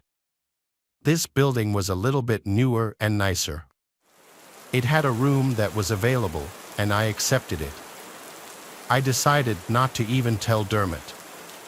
I didn't know if he would be happy or sad about it, but I didn't want him thinking that I hated him or something. So one day, when Dermot was gone at his classes at a time that I didn't have class, I packed up all my stuff and just left without saying a word. My entire half of the room was now gone. I moved into my new building and got my new room. It was so nice to finally have a place all to myself. I could watch TV, play PlayStation, and not have any complaints. I could even have my friends over to hang out. However, I did want to be careful not to see my old roommate Dermot. Like I said, it was a small campus, so there was a chance that we would cross paths. If we did, I didn't want him to ask me why I left or something. I was careful to avoid him, and I didn't see him at all for a couple of days. As for my new room, at first it was great, but on probably the second or third night that I was there, something happened. I was playing video games late at night, and I heard somebody try to open my door. It was locked, so it didn't open. After a few seconds, I got up to look out of my peephole. When I was walking towards the door, I heard somebody knock on it. There weren't even that many people that knew I lived here yet, so I found this to be really strange. When I got to the door, I saw Dermot standing there. I did not want to answer it, and I quietly moved away from the door. He knocked one more time, and I didn't answer that either. I was really creeped out. I mean, how did he even know that I lived here? I didn't tell him, and I wasn't friends with him on Snapchat or anything where he could see my location. This was really strange. I went back and looked like 15 minutes later, and he was finally gone. I didn't know why he came here. There was no reason that I could think of. Well, the next morning I got up and had to go to class. When I left my room, I walked down a couple of hallways to get to the front of the building. In one of the hallways was a sort of lounge study area. When I was approaching it, I saw Dermot sitting in one of the chairs there. I couldn't believe that he was in my dorm building. He didn't live here. I didn't know what he was doing. I turned around and left out of another exit. I thought maybe he was following me. It was really, really strange. Later on in that same day, I was walking on campus, and I happened to notice him again. There were a lot of other people walking around, and I saw him a ways behind me. I walked back to my dorm building, and he seemed to almost follow me there. He wasn't walking close enough to follow me inside or anything, but I was very suspicious when I noticed. I got back in my building and was wondering what this guy's problem was. Well, that same night he was back at my room once more. I was up late, and he tried entering. It was locked like always, and he then knocked on the door. This time it was louder than before. I didn't answer, but was watching him through the peephole. He knocked again very loudly, but I still did nothing. When he knocked for a third time, I remember somebody else who lived down the hall opened up their door. They told him to quiet down. Dermot didn't say anything. Then he stood there for probably a minute. After that, He backed up a step and then kicked my door extremely loud and hard. I was honestly afraid that the door might break, but it didn't. Dermot then turned and stormed off. After this, I made up my mind that I was going to report him, and the next day I did. Somebody must have talked to him or something because I stopped seeing him after that, and he did not return to my room. I was still very suspicious that he would follow me around or show up again or something for like a month, but luckily he didn't. A while after this, I met somebody that used to know him. They weren't really his friend, but had several classes with him. They told me that he had dropped out and also said that his name wasn't even Dermot. None of these things really surprised me. I'm not sure why he gave me a fake name, but he was a weird guy. Looking back, I'm really glad that I moved out when I did.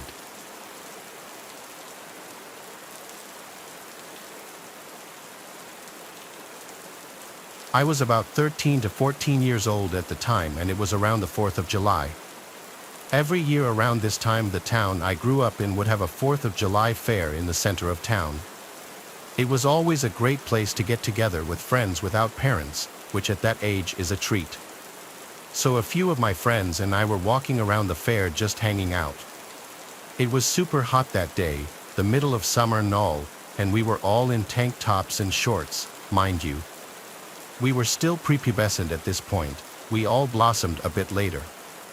So as we stop in front of a carnival game, I turn and see this man, probably mid-30s, in a full cycling gear with sunglasses on. Not weird, there's plenty of cycling enthusiasts in our town. The thing that grabbed my attention, however, was that his hand was down his pants.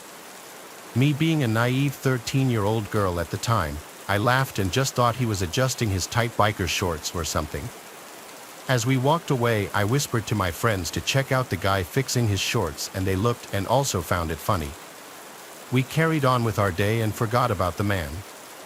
Eventually, I don't really remember who approached us specifically, but an older friend of ours told us to get on the sidewalk immediately.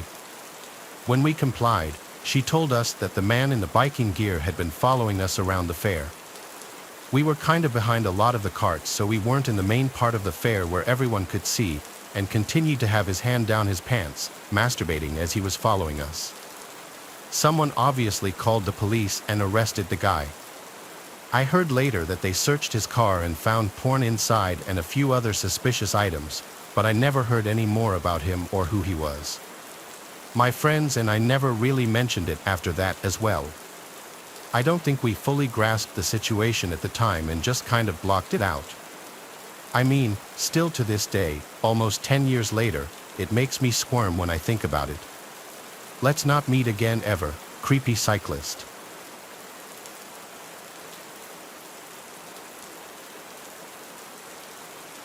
Every year our small town has a fairly popular carnival and rodeo.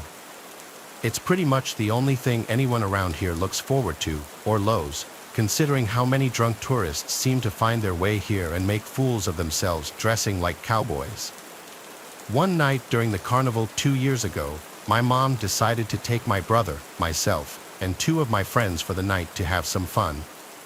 We ended up parking on a residential street a few blocks away from the fairgrounds because there's no parking pretty much anywhere else. After a half-ass attempt at remembering the name of the street and the general area where we left our car, we all went on our way.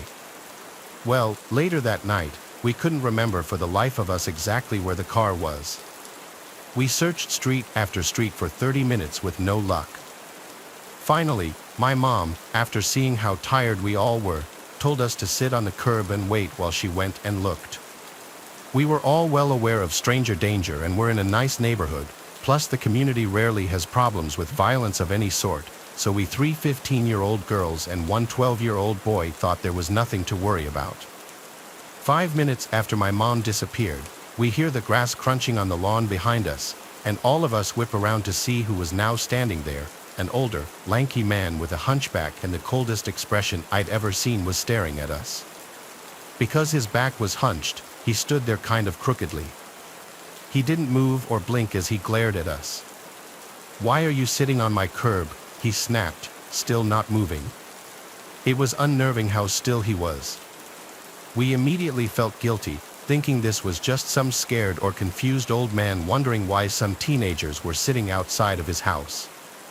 I explained the situation to him, that my mom had gone to find our car and we would move across the street if we were bothering him. He stayed silent for a few seconds, then stared me down and said, "Come inside." The next few minutes are a blur as my adrenaline kicked in, and I was getting more and more scared of this man by the second. We didn't have the sense to just run. For some reason, he kept repeating, "Come inside. What are you waiting for? Come inside my house. Get over here now. Get in my house." No matter what we said, he didn't seem to hear, and he thankfully didn't move from his spot on the lawn, like he just expected us to come with him. He was especially focused on my friend and me, just telling us over and over again to go with him inside his house. No matter how much we tried to get in his head that my mom was coming back soon, the look in his eyes just kept getting colder and more furious the longer he stood there. It didn't occur to me that his hand had been hidden behind his back the entire time until my mom showed up. We were all relieved, saying, "See, we told you, there she is." And like now, my mom is a scary woman. She does not take shit and she'll happily start throwing punches if she feels the situation calls for it. So immediately she was in Mama Bear mode and furiously telling off this old man after she saw how freaked out we all were. He was just now starting to move back to his house. He slunk away from her and glared at the four of us, batting his free hand at her, cursing and mumbling to himself. We watched him go, and as he turned around, my blood went cold. In the hand that he had been hiding was a large knife. It glinted off the street lamp, and we all hurried away to our car that my mom had found. My friends and I tried to laugh it off, but we were all scared and not willing to be alone for the rest of the night. It's seriously scary to think about what was running through that old man's head, especially since he was holding that damn knife the whole time. So, creepy old man with a knife behind his back, let's not meet.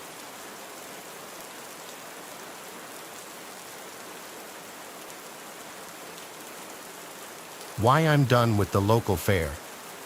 Every year since about the 5th grade, I've gone to our little town fair. It used to be in the mall parking lot, huge, well-kept, polite staff, and always busy for the week or so it was here. But the last 2 years, it's been rather small and kind of shady. The staff moved to a smaller, empty lot behind our local Outback. This year, my boyfriend took me as a little, "I'm sorry we're not going to prom" gesture. We're walking around for a little bit. It's still pretty early in the day, so it seems like mostly little kids and their parents are there. He and I decide we'll go to ride the bull, something I've done quite a few times growing up going to rodeos. This was his first time. I paid for him and begged him to do it with me. I explained what he had to do, how he can't hold on with 2 hands and whatnot, and he does well for his first time, about 15 seconds at full speed and shaking. Now it's my turn. I hop on and ride with no issues. I'm wearing skinny jeans, so I'm not entirely shocked when I get a wolf whistle about the little bit of lace that got flashed on one turn. Turning around thinking it was just my boyfriend, I walk off and walk back up to him, dizzy. A carny comes up and tells me I was one of the longest riders in this town. I quickly thank him and give him a big, proud smile, holding on to my boyfriend. He quickly pulls me away to the carousel and leans down to kiss me. I stand up on my tiptoes to reach him. The same carny, apparently working this ride, comes up to us and, in the most sarcastic tone possible, goes, "Aren't you cute?" Keep in mind, this guy is probably about 30 years old and smells like weed mixed with fair food. He looks at my boyfriend and goes, "But maybe she deserves someone a little better fit for her, or at least knows how to ride a bull." I pull my boyfriend out of line, pissed off and grossed out. He tells me we'll go when the guy's not there. We walk around some more, get some treats, and ride some other things. Probably about an hour later, we head back to the carousel. I'm carrying my big stuffed koala bear, and we get back in line. No sign of the creepy carny. We get our wristbands, stand, and get on. I sit on the outside while my boyfriend sits on the middle horse. The ride's going, and suddenly the creepy carny is back. He hops on quickly and holds on to the pole my horse is attached to. He just stares at me for a bit until I go, "Can I help you?" My boyfriend is watching, slightly amused. I'm not something to be messed with, and he knows as much. The carny looks at me, his gross yellow teeth stretched out in a grin, and goes, "Yeah, how about you show me more of that lace, and I'll get you a bigger bear than that sad thing." I'm completely disgusted and creeped out. I tell him to fuck off before I call the cops, and he's not getting the message until the ride stops. My boyfriend stands up, he towers over this guy and goes, "Hey, she said fuck off or I'll have the cops here in 2 minutes." The creepy carny buggers off and follows us around the rest of the night until I'm so freaked out we have to leave. So, creepy carnival worker, let's not meet again.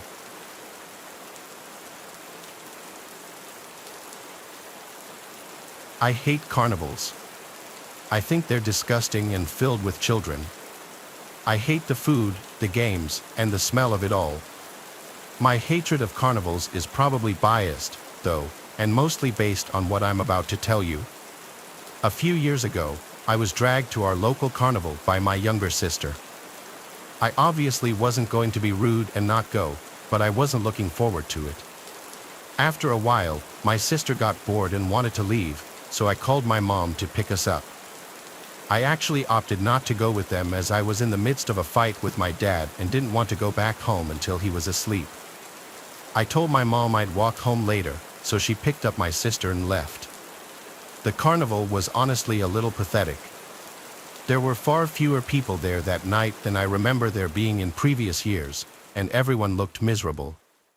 I figured I might as well walk around a little to try and get my money's worth. After all, I had paid for a ticket out of my own pocket. I decided to step into the fun house as I figured that would at least be a little cool. I was expecting there to be a ton of people in there, but it was completely empty. There was literally not a single other person in there as far as I could tell.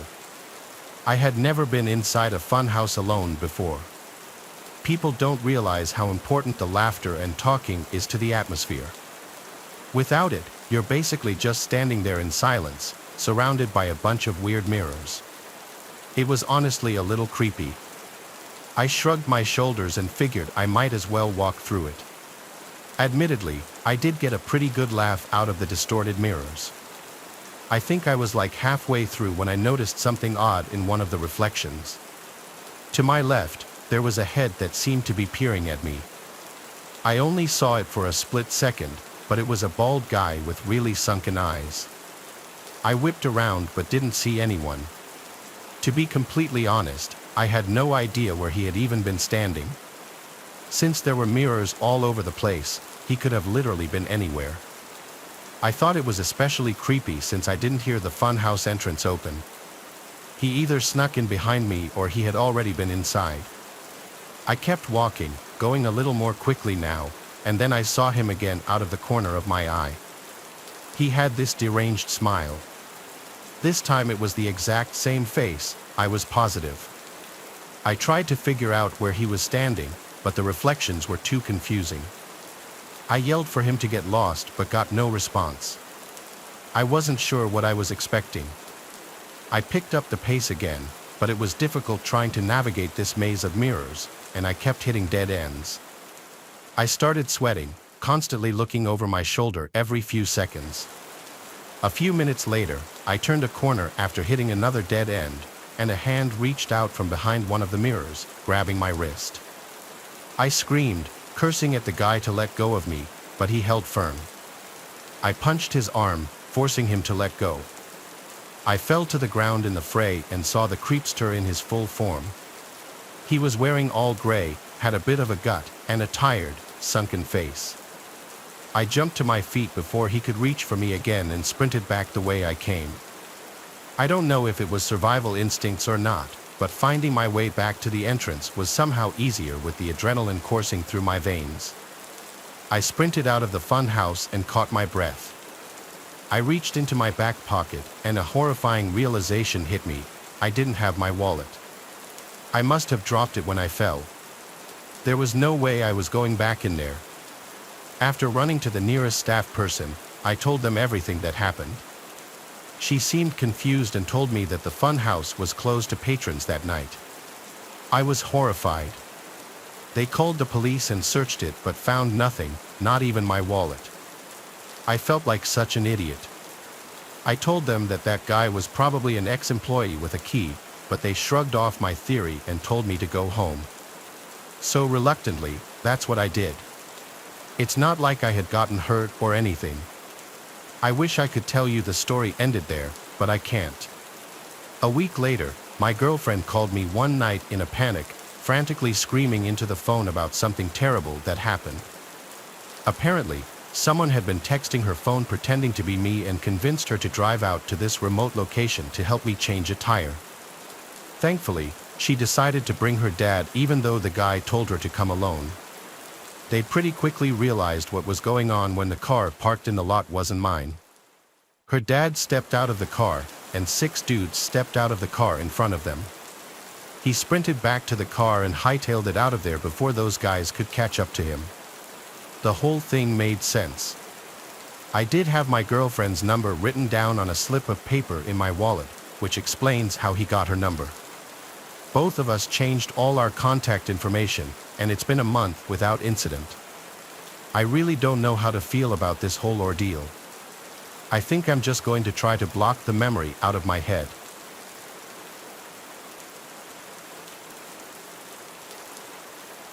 Our first story takes place under the unforgiving glare of the desert sun.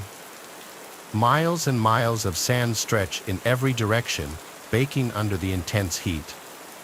Imagine finding yourself stranded in this desolate landscape, the silence broken only by the wind whistling through the dunes.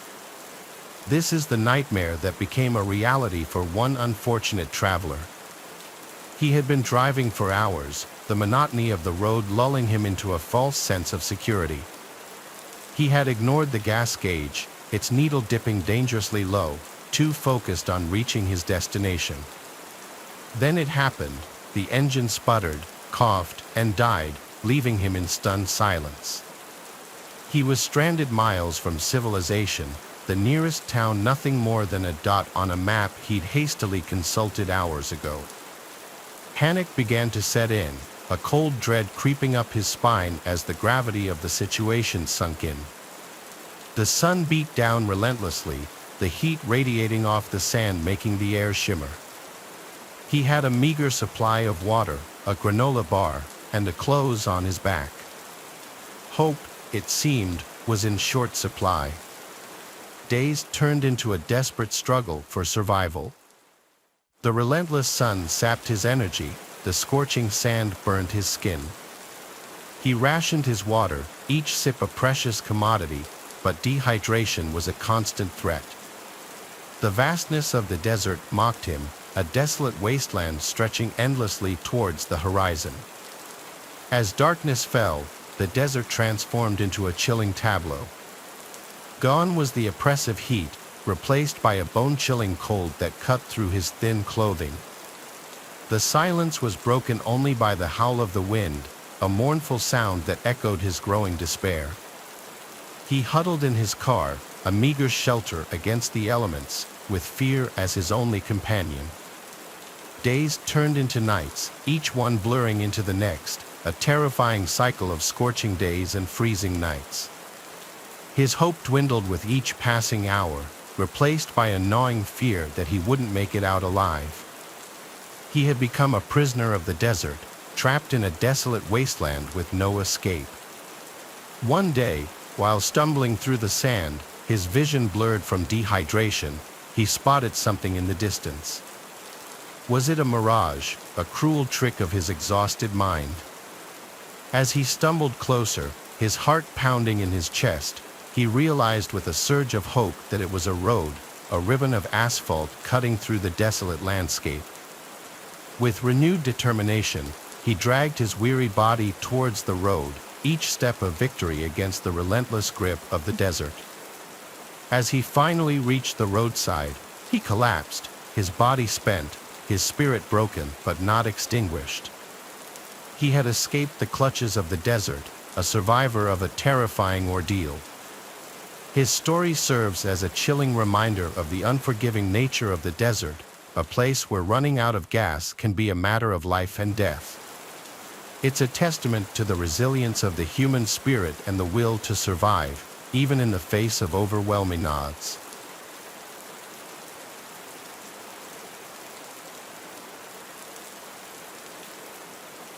Looks like there's a storm approaching. I glanced out the window of the car and looked behind us as my fiancée, Kiva, came out of the shop with a bag of snacks for our trip. The sky looked gray just a few feet behind us down the road. I heard low rumbling as Kiva opened the driver's side door and got in. "Do you think the roads will get bad?" I asked her. She glanced behind us for a few seconds before turning on the engine. The 80s station we had been listening to on our road trip turned on, and the music filled the car as Kiva pulled out of the gas station parking lot. "We can always pull over if they do," she replied. "Don't you think we should fill up on gas soon?" I asked. "I think we should be fine for now." I glanced over at the dashboard. "There's a quarter of a tank left," I noted. "Babe, it's fine. Trust me. You worry too much. Besides, that's more than a quarter." I sighed as I tried not to let it bug me. I hated getting lower than half a tank in my own car. It stressed me out to no end. We pulled out onto the road, and I grabbed my phone. As I opened the weather app, I looked at the forecast for the day, sunny with a high of 95. That couldn't be right. I made sure that I had cell service before opening the app again, thinking that maybe it would refresh. It didn't, and the forecast still said the same. "Huh," I said. "That's weird." "What's weird?" Kiva asked. I looked in the side mirror at the darkening skies behind me. The clouds were catching up to us quickly. "Melanie," I glanced back at Kiva.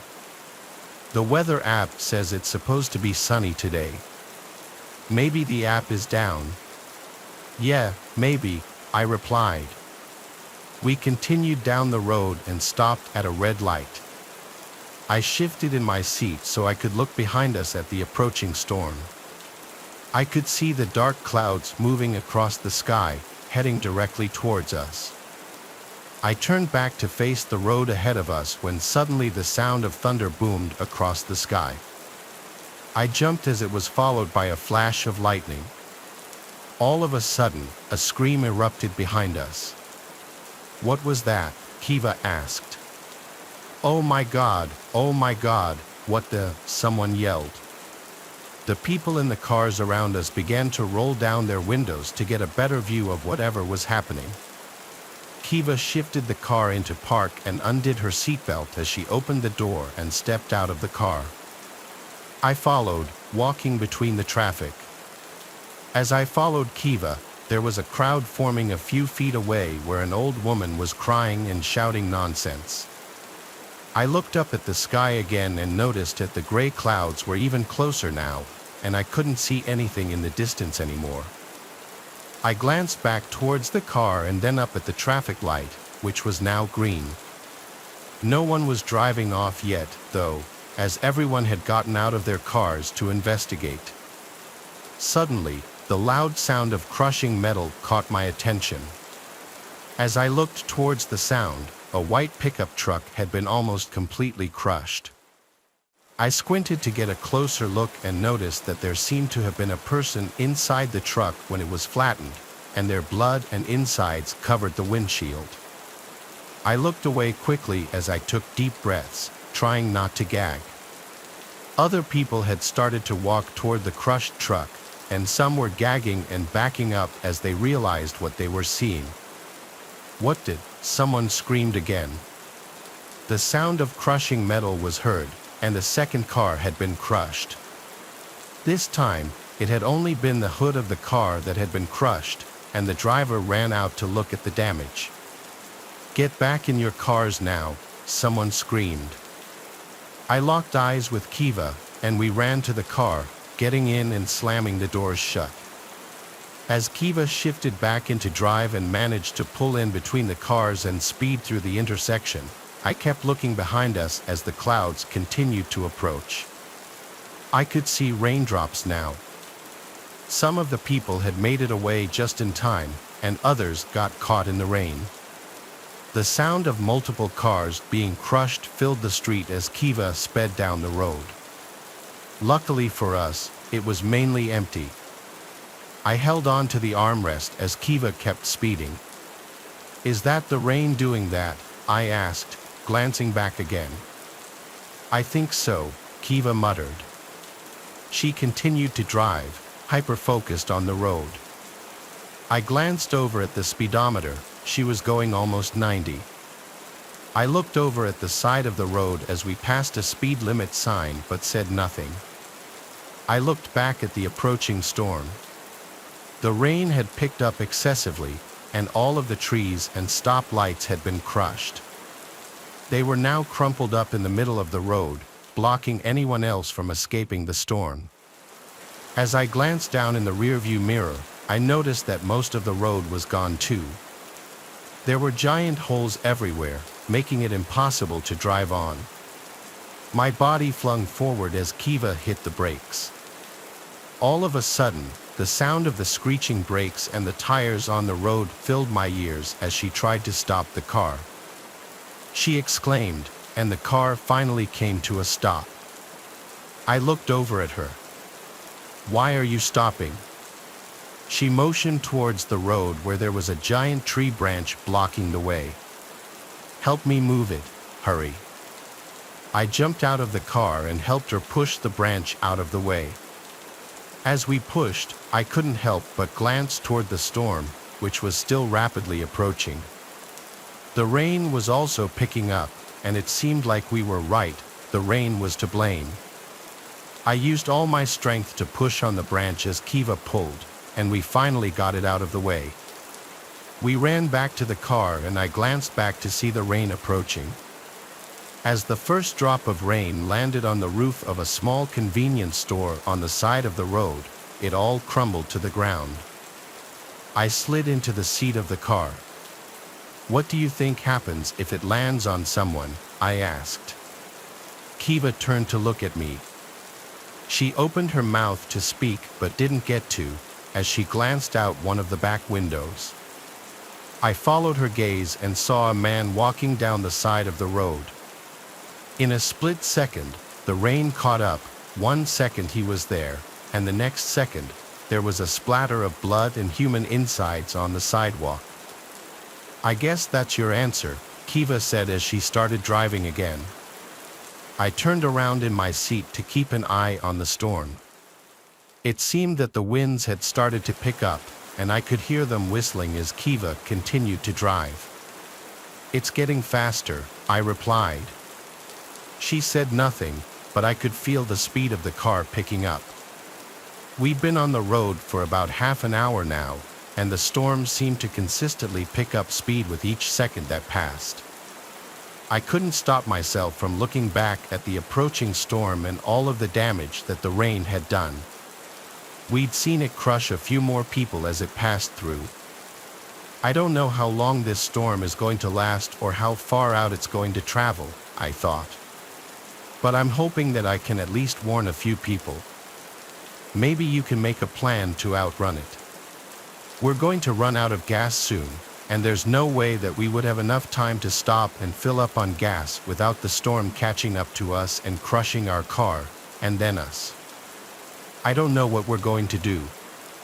We haven't even passed another car that we could potentially steal to try to outrun the storm. I don't know if anyone will even see this or how this will even help, but if you start to see the storm approaching, start running.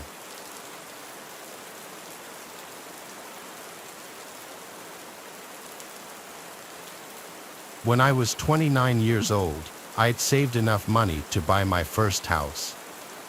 It wasn't anything special, and honestly, all things considered, it wasn't in the best neighborhood either. But I was still proud of the accomplishment nonetheless. I'd met all the nearby neighbors within the first 2 weeks I moved in. Considering the neighborhood, I was surprised to discover they all actually seemed pretty nice.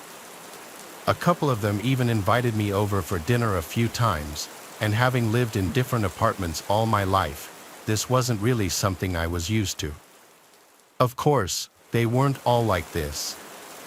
However, 2 houses down from the house I moved into lived a man that was probably 50 years old.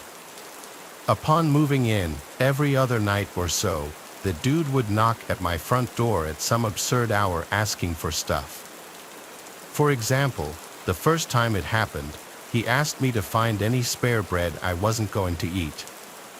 Another time, he asked me if I could fill up a bucket with water because his was turned off. It was just random but somewhat understandable things like that. But I drew the line when he started asking me for money. I figured I had no obligation to be constantly meeting this guy's needs. I mean, I had pretty much just met the dude. I started opening the door to his knocks less and less, but this didn't seem to have any effect on the number of times he would show up. Fast forward to a night a few weeks later, and again, another knock. I planned to ignore it like I'd grown accustomed to doing by that point, but as I looked through the peephole, I noticed the guy looked distressed. Seeing this, I decided the right thing to do would be to open up the door. So I did. I asked him what he needed, and what he responded with was not at all the type of response I was expecting. He asked me if I could come over and show him how to use his new grill. Now, this happened around midnight, which in my opinion was an extremely odd time to start grilling. But against my better judgment, I decided I would help him. I was pretty into cooking at that point in my life and figured taking 10 minutes to show the guy how a grill worked wouldn't be the end of the world. I told him that I'd be over in a second and that I just needed to put some shoes on. He thanked me and started walking back. A couple of minutes later, I made my way over to his house. I opened some gate and walked into his backyard. It was dark, so it was hard to see, but it was clear there was no grill. On top of that, the guy was nowhere in sight, although his back door was wide open. I stuck my head inside and yelled out for the guy. "Yeah, I'm down here. I need your help getting some meat from the freezer." The muffled response came from down a set of stairs just to the left of me. I was hesitant to go down. There were no lights on down there. In fact, there wasn't a single light on throughout the whole house. I yelled down the stairs, asking him if he could turn on a light so I could see. There was silence for a few seconds. Eventually, he responded, "No, they're broken. I can't do that." I knew something was off at that point. I yelled back something like, "I think I'm just gonna go, man." I kid you not, the second after I said this, audible footsteps started sprinting up the stairs. My flight reaction kicked in immediately. I ran directly back to my house and locked the door behind me. I pulled back a set of curtains and looked out one of my windows, but I didn't see anything. I was terrified. I thought about calling the police, but decided against it, figuring I really wouldn't be able to prove anything that just happened. For the next few days, I didn't leave my house for anything except work. During those days, I never saw the guy nor did any late-night knocks occur. Exactly 1 week after it happened, I was talking with my neighbor across the street. The conversation eventually landed on what I experienced and how I was planning to move because of it. But I was just met with a look of confusion. I was then informed that no one lived in the house I was talking about. It had been abandoned for 2 years. This prompted my neighbor to call the police. However, the police would find nothing inside or around the house. I moved out a few weeks later, so that's all I know. I'm not sure if anything else came from the situation or not. I still don't know who that guy was or what he was trying to lure me into.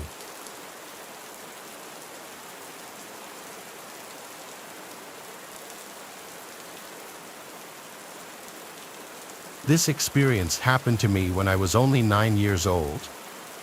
Being that it was so long ago, I don't remember every small detail, but I'll do my best to keep everything as accurate as possible.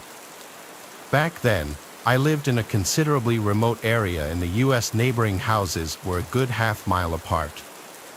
Therefore, while my family had met a couple of our neighbors, many of them were complete strangers. This included the resident of the house to the left of ours. I don't remember his name, but it was an elderly man that lived there. He was creepy, to say the least. All of the windows on his house were spray painted so that no one could see inside, and his whole yard was completely overgrown. I know all this because every Monday through Friday, I had to walk past his house to get home from school. Every time I did this, the man would either be standing on his porch watching me or trying to make conversation with me as I walked by. It got to the point where I dreaded walking home from school just because I'd have to walk past him. But this wasn't even the worst of it. Maybe once or twice a month, the guy would make the half-mile walk to our house in the middle of the night. He would then shine a flashlight into the window of my room. I knew it was the same guy too because one of the times, I witnessed him walking down the road towards our house. Looking back, this was 100% extremely alarming behavior, but at the time, I thought the best way of handling it was just to ignore it. Therefore, I didn't tell my parents about it. I also remember reasoning that my bedroom was on the second floor, so it's not like he was able to see much of inside my room anyway. Skip to a summer night in that same year, and I was once again woken up by the light of a flashlight shining in my room. This time, it was followed by a subtle thud sound against the wall. It felt like my heart had stopped. The only thing running through my mind in that moment was how it sounded exactly like a ladder being propped up against the side of the house. Not long later, my suspicions would be confirmed. A knocking sound rang out from the glass of the window. I looked over and was met with the smiling face of the man gesturing me to open the window. But no. I screamed and ran to my parents' bedroom. I desperately explained to them how the neighbor was outside my window. They went in my room, but of course, he was gone by that point. The worst part is they didn't even believe me, chalking it up to me seeing things. Therefore, the police were never called. But even now, as an adult, I know exactly what I saw. I try not to think about the intentions he had towards my 9-year-old self. I never saw him again after that. In fact, not even a week after the occurrence, his house had a for sale sign up next to it, which to me serves as further proof that it was him. I've lived in many different places since then, and not one neighbor comes even slightly close to how creepy that man was.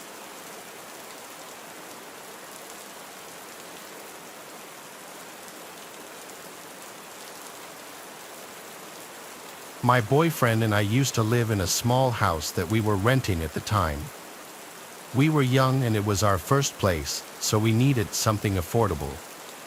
We found a place for just $700. It was a 2-bedroom, 1-bath, 900-square-foot house. It was in a really rough part of town, but we thought if we minded our business, kept our noses down, and stayed alert, that we'd be fine. It was nothing fancy at all, but it was still more than what we needed. We both had jobs, only being paid $10 to $15 an hour, and we were both also full-time college students. So we were out of the house more than we were home, especially my boyfriend. He worked as a garbage man and got lots of overtime. He would get to work around 7 a.m. and sometimes wouldn't be home until 7:30 or 8 o'clock.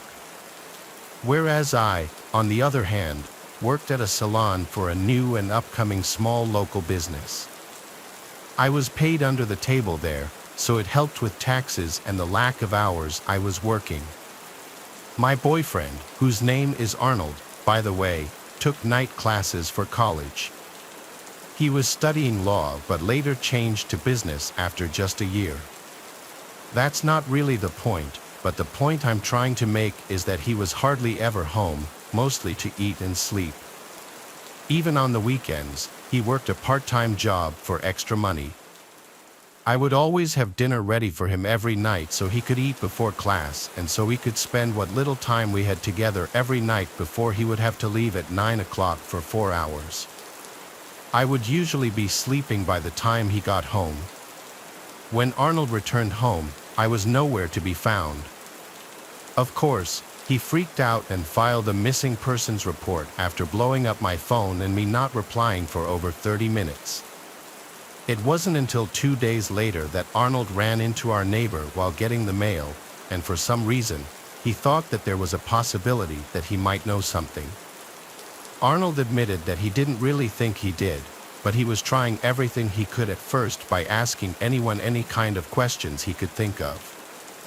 He asked him when he saw me last and stuff like that. This is where things get much crazier. My boyfriend thought he was acting really weird, and way weirder than usual, so he called the cops on him. But since they didn't have any proof or probable cause, and they didn't have a warrant nor consent to search the house, it didn't go very far.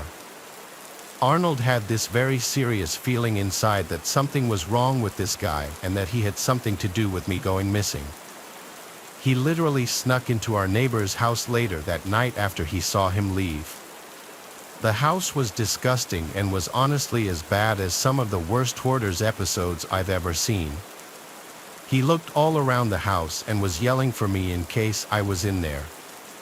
He had no clue if I really was, but I finally heard him yelling for me and I screamed as best as I could from downstairs with the duct tape covering my mouth. He didn't hear me yelling until he started to search downstairs for me. Yes, the man kidnapped me and did unspeakable things to me for days. Arnold got me out of there and we called the police. Of course, we lied a bit so Arnold didn't get charged with breaking and entering. We told police that Arnold heard me screaming down there and that he rushed in here to save me and that we called the police right away. We never had any issue with Arnold getting any charges, thankfully. I don't really like to talk about how he kidnapped me and how it all went down. It makes me too uncomfortable. I'll explain it briefly, though. While Arnold was gone that night and I was sleeping, the man broke in and managed to knock me out cold by beating me half to death and dragged me next door in the middle of the night without anyone noticing. This story is very real, and what happened to me is still something I live with and sticks with me to this very day. He used to stare at me like a creeper every day, and we always thought he was strange, but never did we think it would come to this. I'm pretty sure this is literally every woman's worst nightmare.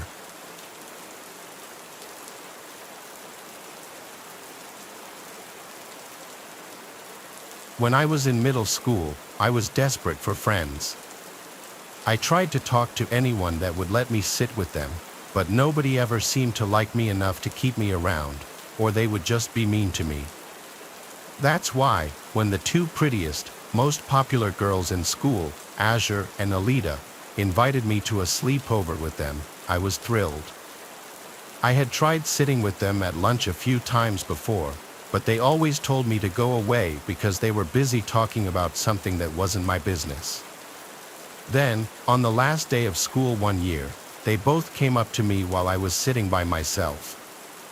They said they really wanted to hang out with me over the summer but didn't want other people to see us hanging out together while we were still in school.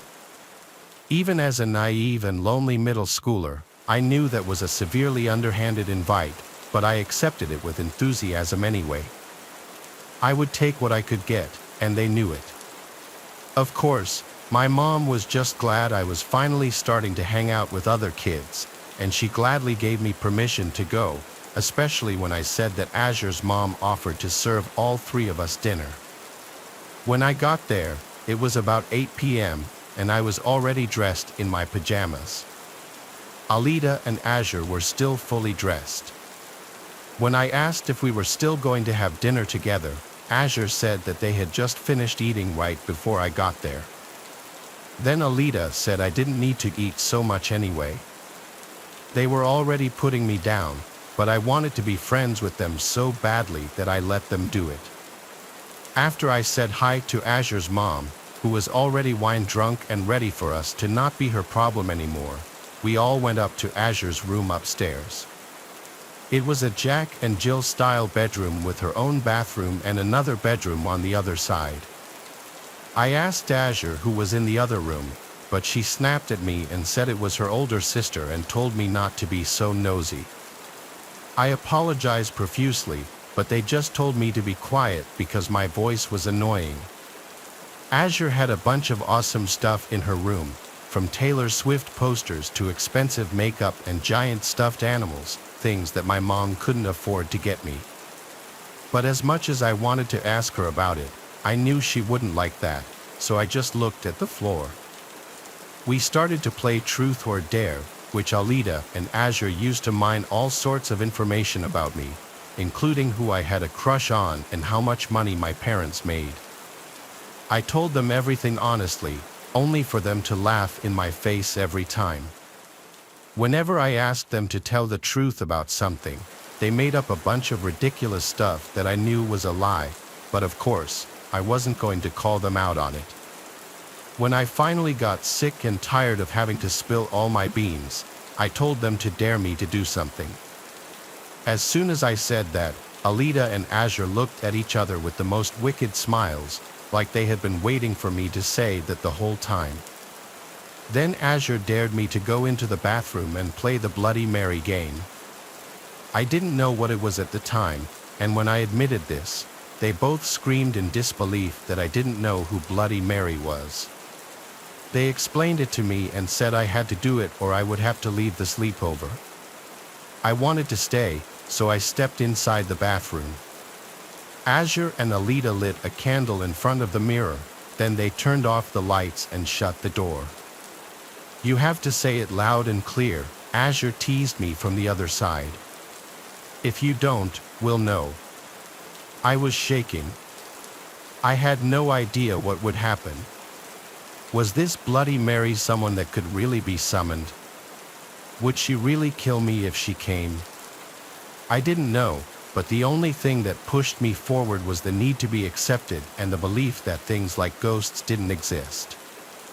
I looked at myself in the mirror, took a deep breath, and said, "Bloody Mary," 3 times slowly. For a moment, nothing happened. I looked behind my reflection, and there was nothing, until I saw a woman crawling out of the bathtub behind me. I screamed and turned around, and I realized it was real. There was a real bloody woman sitting in the shower. Her skin was gray, like she was dead, and her clothes were torn up. But her eyes were open, and she was looking right at me. Slowly, the woman stepped out of the tub and started walking toward me. I was so petrified I couldn't move. I wanted to, but it was like my legs had turned to stone. With every step she took, she left a trail of blood. Soon, she was right in front of me. I screamed again, but she grabbed me by the throat and lifted me up to my tiptoes. She opened her mouth and revealed a gaping jaw full of blood and blackness, inching toward my neck like she was going to take a bite out of it. I couldn't maintain control of myself, so in that moment, I peed my pants. But then, at the last second, the door swung open and the lights turned on. "What's going on in here?" Azure asked. "Why are you screaming?" I could barely get a word out through my stuttering teeth, but I managed what I could. "Bloody Mary was here," I said. "She was right in front of me." I saw her, and it was real. She grabbed me and everything, and she tried to kill me. Alita and Azure said, almost in unison, "What?" They looked all around the bathroom, but of course, she was gone. "Stop acting crazy," said Alita. "You're just begging for attention." "Honestly, it's kind of embarrassing," Azure snickered and agreed. "Wait, did you pee yourself?" "That's disgusting," Alita exclaimed. "Oh my god, so yeah, actually, I think if you're going to act like that, you just have to leave." "What? Why?" I asked in disbelief. But before I knew it, Azure and Alita dragged me out of the bathroom and pushed me down the stairs, then threw all my stuff at me. I crawled to Azure's mother, a sobbing mess, and begged her to call my mom. Based on the look in her eyes and the way she sighed, I think she was very close to just letting me cry myself to sleep on the ground. But thankfully, she had the basic decency to call my mother so I could get out of that awful house. I never fully explained to my mother what happened, except for the fact that they were so mean that I cried. I hid the bruises from being pushed down the steps, and I wore turtlenecks for the next few weeks to hide the bruises on my neck. That was how my summer vacation began that year. Needless to say, I never left the house again until school was back in session. As for Bloody Mary, Azure and Alita's gaslighting was so effective on me that I honestly believed she existed for over 2 years after that. Until one day, I told this story to my first real friend in high school, and they explained to me the obvious truth that it was just Azure's older sister in a convincing costume.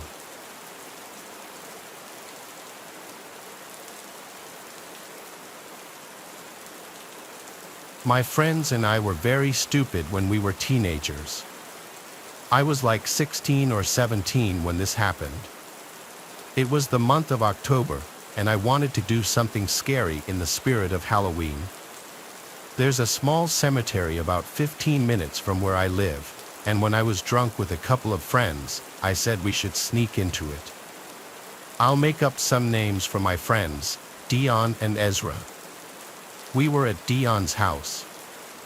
He didn't drink ever, so when I came up with the idea, he was the one to drive us to the cemetery. Ezra and I were really the ones leading this, Dion was just along for the ride. But then again, he hadn't been drinking. Dion parked in some parking lot across the street. It was a ghost town because it was past midnight at that point. We made sure no one was around to see us as we hopped the fence into the cemetery. It wasn't exactly pitch black out, but it was slightly hard to see more than 10 feet in front of us, so we were all using our iPhone flashlights. There didn't appear to be any night security in the cemetery, so we kind of dispersed from each other. Dion seemed to be following Ezra more closely. I could still see where they were because of their flashlights. I went off a little further on my own and decided I'd start taking a creepy video. So I started recording with the lights still on, of course.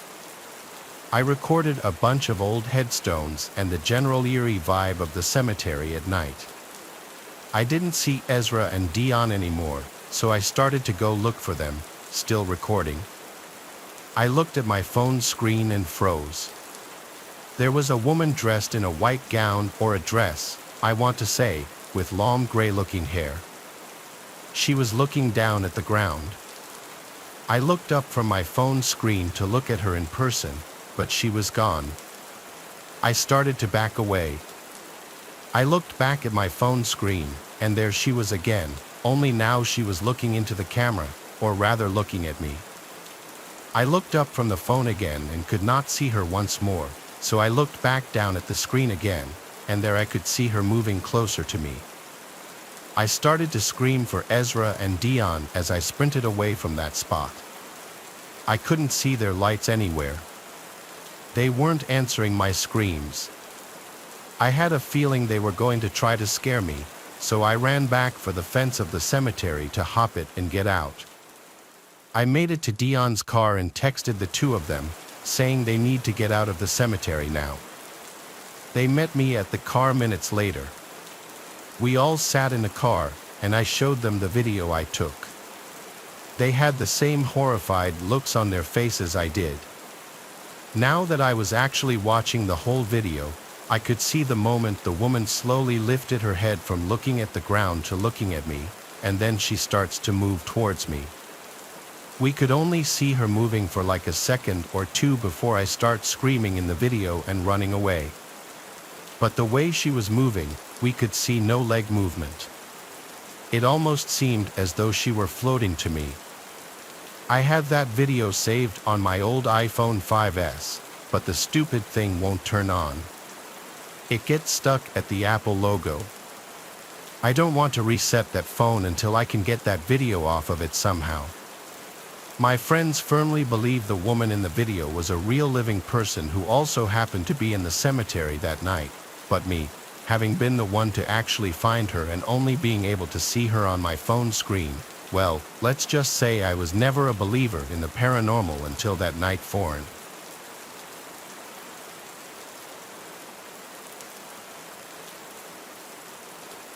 This story did not personally happen to me, but it happened to my father.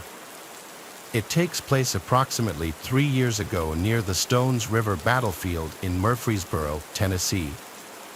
My parents are divorced, and my dad lives in an apartment with a roommate. At the time, my dad was a truck driver. On this particular night, he was driving back home, driving along Stones River battlefield, which was a battlefield during the Civil War. My dad is a history buff, and he often took me and my siblings there since it was a spot he enjoyed visiting. On this night, however, it changed his perspective about this historical landmark. As my dad drove down the road, he saw a group of people waiting to cross the street. But as he got closer, he realized that this group of people were all dressed as Civil War soldiers. My dad's initial thought, of course, was that they were reenactors, not giving any thought as to why they were doing a reenactment this late at night. Maybe they were practicing. He didn't know for sure and didn't even think about it. When my dad approached, he stopped his truck and let them cross the street. But what he saw next terrified him greatly. One of the soldiers had stopped and looked at my dad with cold black eyes and a ghostly pale face. My dad was spooked and just sat there in shock until the soldiers had crossed the street and disappeared like mist on the wind. My father drove the rest of the way home, trying to piece it together and keep his sanity intact. He had no idea what he had just witnessed. He then told me some things that had happened after that, things that scare me more than anything. He told me as he got home, he was video chatting with someone on Skype, and at one point in the night, he got up to go do something, so he left his room. When he returned, the person he was chatting with on the video call asked him something strange. They asked, "Was the person walking around in your kitchen your roommate?" My dad's roommate was gone for the night, and my dad's apartment is very small, so if someone had broken in, they wouldn't be hard to find. My dad began to freak out, immediately thinking that one of the ghost soldiers he saw had followed him home. For the longest time, my dad wasn't a believer in the paranormal, not until this experience. He even discovered that around that area and the battlefield, there were common ghost sightings. So just remember, if you're ever driving by the Stones River battlefield, be careful, as these spirits may follow you back to your place, and they may not be as tame as the ones that followed my father.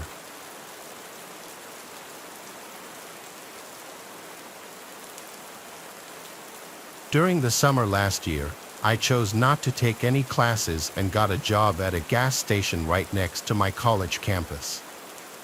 I was sort of disillusioned with school and wanted to make some money while I had time off. The gas station was one of the first places I tried applying to, and it turned out to be the last when they hired me on the spot. I thought it was a little weird, but I didn't question it. Unfortunately, They said they only wanted me for the night shift, which was from 10 p.m. to 6 a.m. I knew it would wreak havoc on my already messed up sleep schedule, but I decided to go for it and just see how it went. To my surprise, most of the time it wasn't that bad. The first few hours of the shift were pretty busy, and it would get crazy, but then it would always get really slow until about 5 o'clock in the morning. This gave me plenty of time to clean, stock the shelves, and chill out until the morning rush. Occasionally, somebody suspicious or problematic would wander in, but I never had anything get too out of hand. Well, that was of course until something did happen. It was a Thursday, which wasn't usually a busy night. I had a coworker until about midnight, then they went home, and I was left alone. Time went by pretty fast, and before I knew it, it was almost 2 a.m. That's around the time a man walked in, and I immediately had a bad feeling about him. He had a shaved head and a bunch of tattoos of weird symbols, so I was pretty sure he was a skinhead.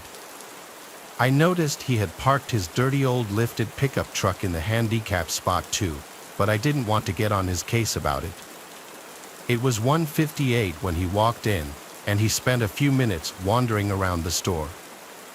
In the end, though, all he bought was a case of beer. However, by then it was 2:01. My county has a law that says alcohol can't be purchased between 2 a.m. and 6 a.m. I told the man that, as politely and apologetically as I could, that he couldn't buy the beer. He immediately became agitated and went off on a rant about how it was a free country and that it was a stupid law. I tried my best to reason with him, and I said that I was just trying to do my job. But this only made him start to criticize me like I was some kind of spineless pawn for my boss. That's when I asked him to leave if he was going to be that way. Then he suddenly changed his tone again, acting all chummy and saying it wasn't a big deal and that I should bend the rules for just a few minutes since it was before 2 o'clock when he walked in. He kind of made a good point, so I eventually caved just so he would get out. I sold him the case of beer, and then, of course, he asked for a pack of cigarettes to go with it. I let him have it as there was no rule against tobacco sales. He smiled at me and then left the store. I breathed a sigh of relief, but that relief was short-lived. I thought he would get in his truck and leave, but instead, he opened the tailgate and sat down on the truck bed. He cracked open a can of beer and started drinking it. Now I had a feeling that this was far from over, and that was exactly the case. A few minutes later, another truck pulled up right next to his, and a couple of guys got out, both of them with shaved heads and tattoos. They stood around the back of the first guy's truck, just smoking and drinking. I knew I had to go out there and tell them that they couldn't loiter in front of the store and that it was illegal to drink out in the open like that, especially that close to a car. But I was a little scared already. They kept looking in the window at me, smirking as if they knew what I was thinking and were challenging me to try. Before I could find the courage, another car, this time an SUV, pulled in next to the two of them, and two more guys got out and joined the others. They were all part of the same skinhead group, without a doubt. My guess is they were coming from a bar that had just closed and didn't want to end the night yet. That was the most reasonable explanation, but my paranoid thoughts made me think they were about to get together and burn down the store because the owner's wife was Mexican. Then the first guy came back into the store. He was drunker than before and all smiles. But then he came back to the register with another case of beer. I was about to tell him he definitely couldn't buy it at that time, but before I could even open my mouth, he looked at me all smug and said he really wouldn't want to disappoint him and all of his friends. I took that as a pretty solid threat, so I let him do what he wanted. My hands were shaking, and I was dreading having to count change in front of him. But then he told me to keep the change, like he was giving me some kind of big tip. He walked back outside, and all the skinheads cheered at the fresh case of beer. Apparently, they had worked together and finished all 24 cans of the previous one. I then realized they had been tossing the empty cans all over the ground and kicking them around. It felt like I was completely stuck with these pricks, and I knew I would either get in trouble over it or get literally ganged up on and have any manner of horrible things done to me just for saying no to them. What normal person would see a bunch of drunk skinheads smoking cheap cigarettes on top of their pickup trucks in front of a store in the middle of the night and still want to walk past them to get in? Pretty much nobody, not a single person, except more of the skinheads. Finally, I couldn't take it anymore. I walked up and locked the door so they couldn't get back in. Then I walked back to the office and called the police. Several minutes later, a cruiser showed up and told them to screw off. There was some shouting outside that I couldn't quite make out, but I was worried for a few minutes that things would escalate. Thankfully, they left without causing too much of a scene, but I have no idea how close it got. The cop waited for them to leave before doing so himself. Right before he got on his way, I came out and asked him to stay a while I cleaned up their mess. The next day, I unfortunately had to quit that job. There was nothing more terrifying to me than the thought of being stuck behind that register if those guys ever decided to come back. Still, I kind of get worried that one of them will see me around town and recognize me. I don't know what those people are all capable of. All I know is my town is full of dudes like that, and they're always causing problems.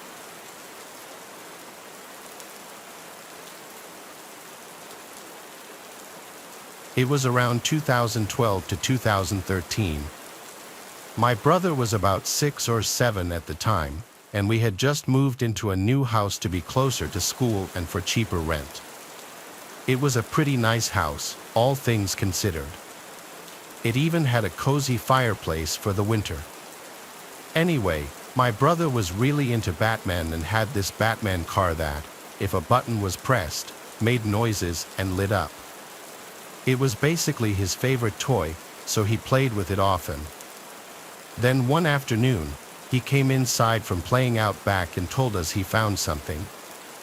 Naturally, my mom and I asked what it was. It was a picture of a young boy, in the form of one of those tags you get if your parents paid extra for school photos.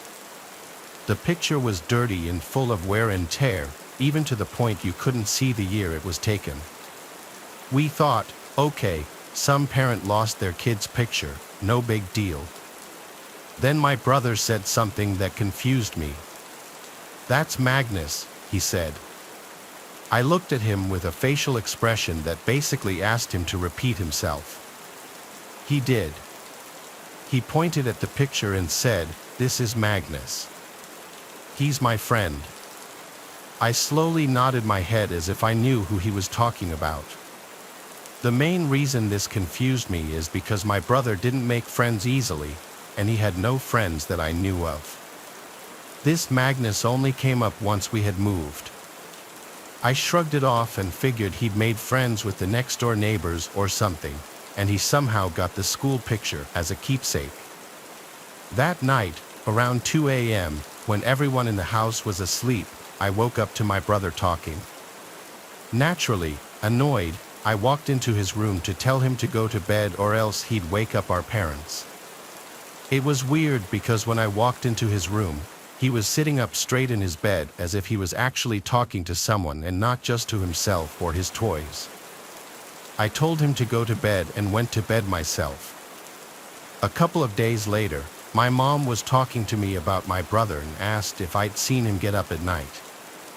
I said no, I'd woken up to him talking a few nights ago, but that was it. Why? She said he had been acting weird, but as usual, we both shrugged it off as him being a kid. Now, in my room, my bed was right across from my door. This meant if I turned over, I could see into the hallway right in front of me.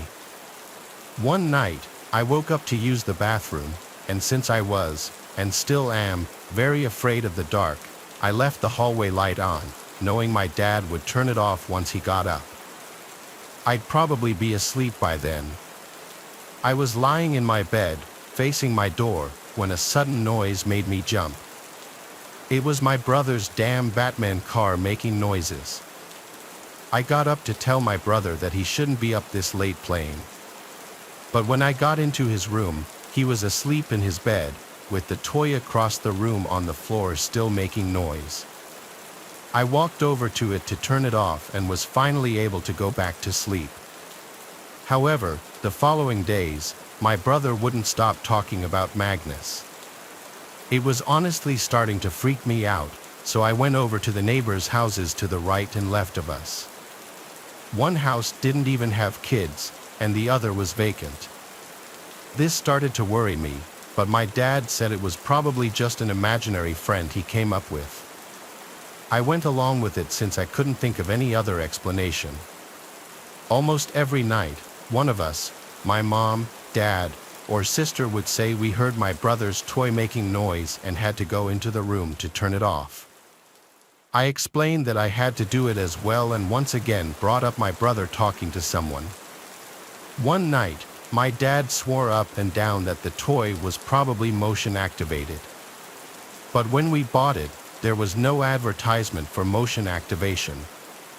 My sister and I were so unnerved by it that we started to sleep in my room together. I'm glad we did, otherwise, I'd probably write this off as a bad dream. My sister and I were talking, trying to keep each other calm and in good spirits, until we heard the dreaded noise of my brother's toy. We both looked toward my open door and into my brother's room, which was right across from mine. Our expressions turned to horror as we saw my brother's toy rolling past the door all on its own. We screamed and ran to our parents' room. They got mad at our brother, saying it was a cruel joke to play on us as we were already freaked out. What he said sent chills down my spine. It wasn't me. Magnus wanted to play. That night, the toy went into the trash, batteries taken out and all. My sister and I were relieved until the next day when my brother had the toy again. My parents accused him of getting it out of the trash, to which he responded, "Magnus got it for me." The toy was broken into small pieces and thrown away for the final time. My brother was obviously upset, but our parents got him a new Batman figurine, and everything was fine. It wasn't until about a week later, when we all felt that everything was okay now and that Magnus was gone, that something happened. My mom was cooking chicken breasts on the countertop with the George Foreman grill. She had come into the living room to ask us something, and then we all jumped as we heard a crash in the kitchen. We went in there to see the George Foreman grill halfway across the kitchen, as if it had been thrown. My mom swore it was nowhere near the edge, and my dad had no explanations. Nothing happened afterward, and we moved out about a year later. But to this day, I wonder if my brother's imaginary friend Magnus wasn't imaginary.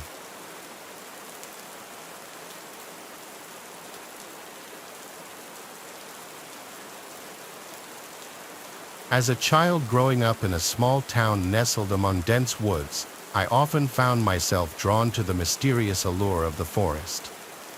But what I encountered there on one fateful day would haunt me for years to come. It was a warm summer afternoon, and my friends and I had decided to explore the woods behind our neighborhood. Armed with nothing but our youthful curiosity and a sense of adventure, we ventured deeper into the heart of the forest, eager to uncover its secrets. As we wandered among the towering trees and tangled undergrowth, a sense of unease began to creep over me.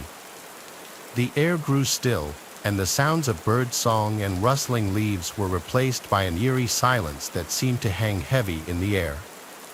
Ignoring my growing sense of dread, I pressed on, determined to uncover the truth behind the whispers that seemed to echo through the trees. But as we reached a clearing in the forest, the source of the whispers became clear. A dilapidated old house hidden among the trees like a forgotten relic of the past. As we approached the house, a chill ran down my spine, and I felt a wave of terror wash over me. The air was thick with a sense of malevolence, and the shadows seemed to dance with a life of their own. With trembling hands, I pushed open the creaking door and stepped into the darkness beyond. What I found inside would stay with me for the rest of my life.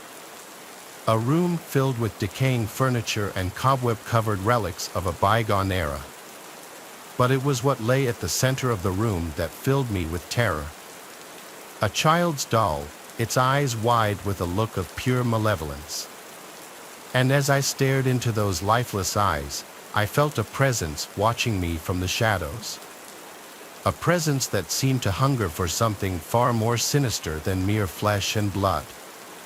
With a cry of terror, I fled from the house, my friends close behind me.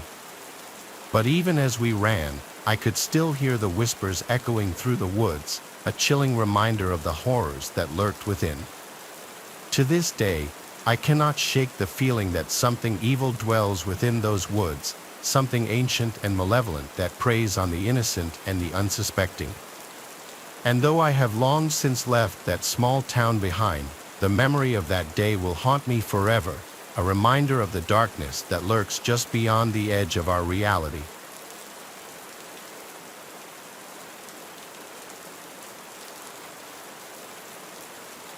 As a child, my family lived in a sprawling old house with a basement that seemed to hold endless secrets.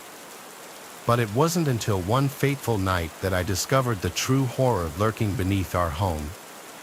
It was a stormy evening, and the wind howled outside as rain lashed against the windows. With the power out and the house plunged into darkness, my siblings and I huddled together in the living room, our hearts pounding with fear. But as the night wore on, an eerie sound began to echo through the house. A soft scratching coming from somewhere deep below. At first, we dismissed it as the sound of branches scraping against the windows, but as the scratching grew louder and more insistent, we knew something was terribly wrong. Summoning our courage, we ventured into the basement, armed with nothing but a flashlight and a sense of dread. As we descended the creaking stairs, the air grew colder, and the darkness seemed to press in around us like a suffocating blanket. But what we found waiting for us in the depths of the basement was far worse than anything we could have imagined. A creature hunched and twisted, its eyes gleaming with malice as it lurked in the shadows. With a scream of terror, we fled from the basement, the creature hot on our heels.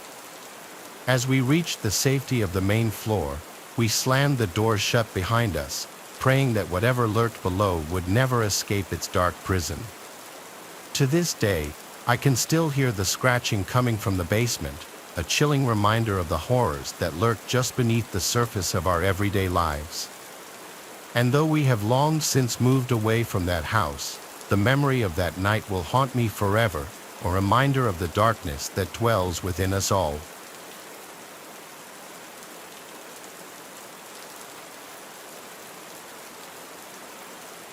I regrettably used to work at a hotel in our town. Our town had gotten hit by a hurricane a few months back, and a lot of houses were badly damaged, so many people vacated the place. The hotel is about a 15-minute walk from my house.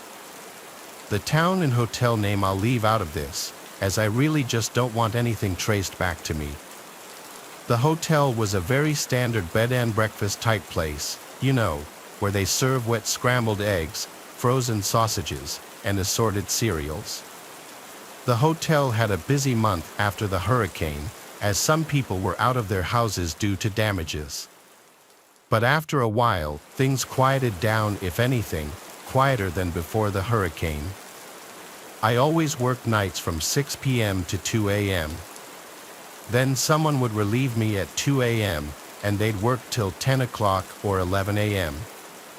I could always see how many people were checked into the hotel, and at the time, it was only maybe 9 rooms, which wasn't a lot at all. I could go the whole night sometimes without seeing anyone. There was a back break room for employees with a coffee machine, fridge, table, and a couple of sofa-type chairs.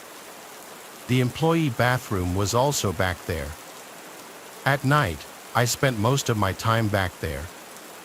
There was a bell at the front desk that people would ring if they needed anything.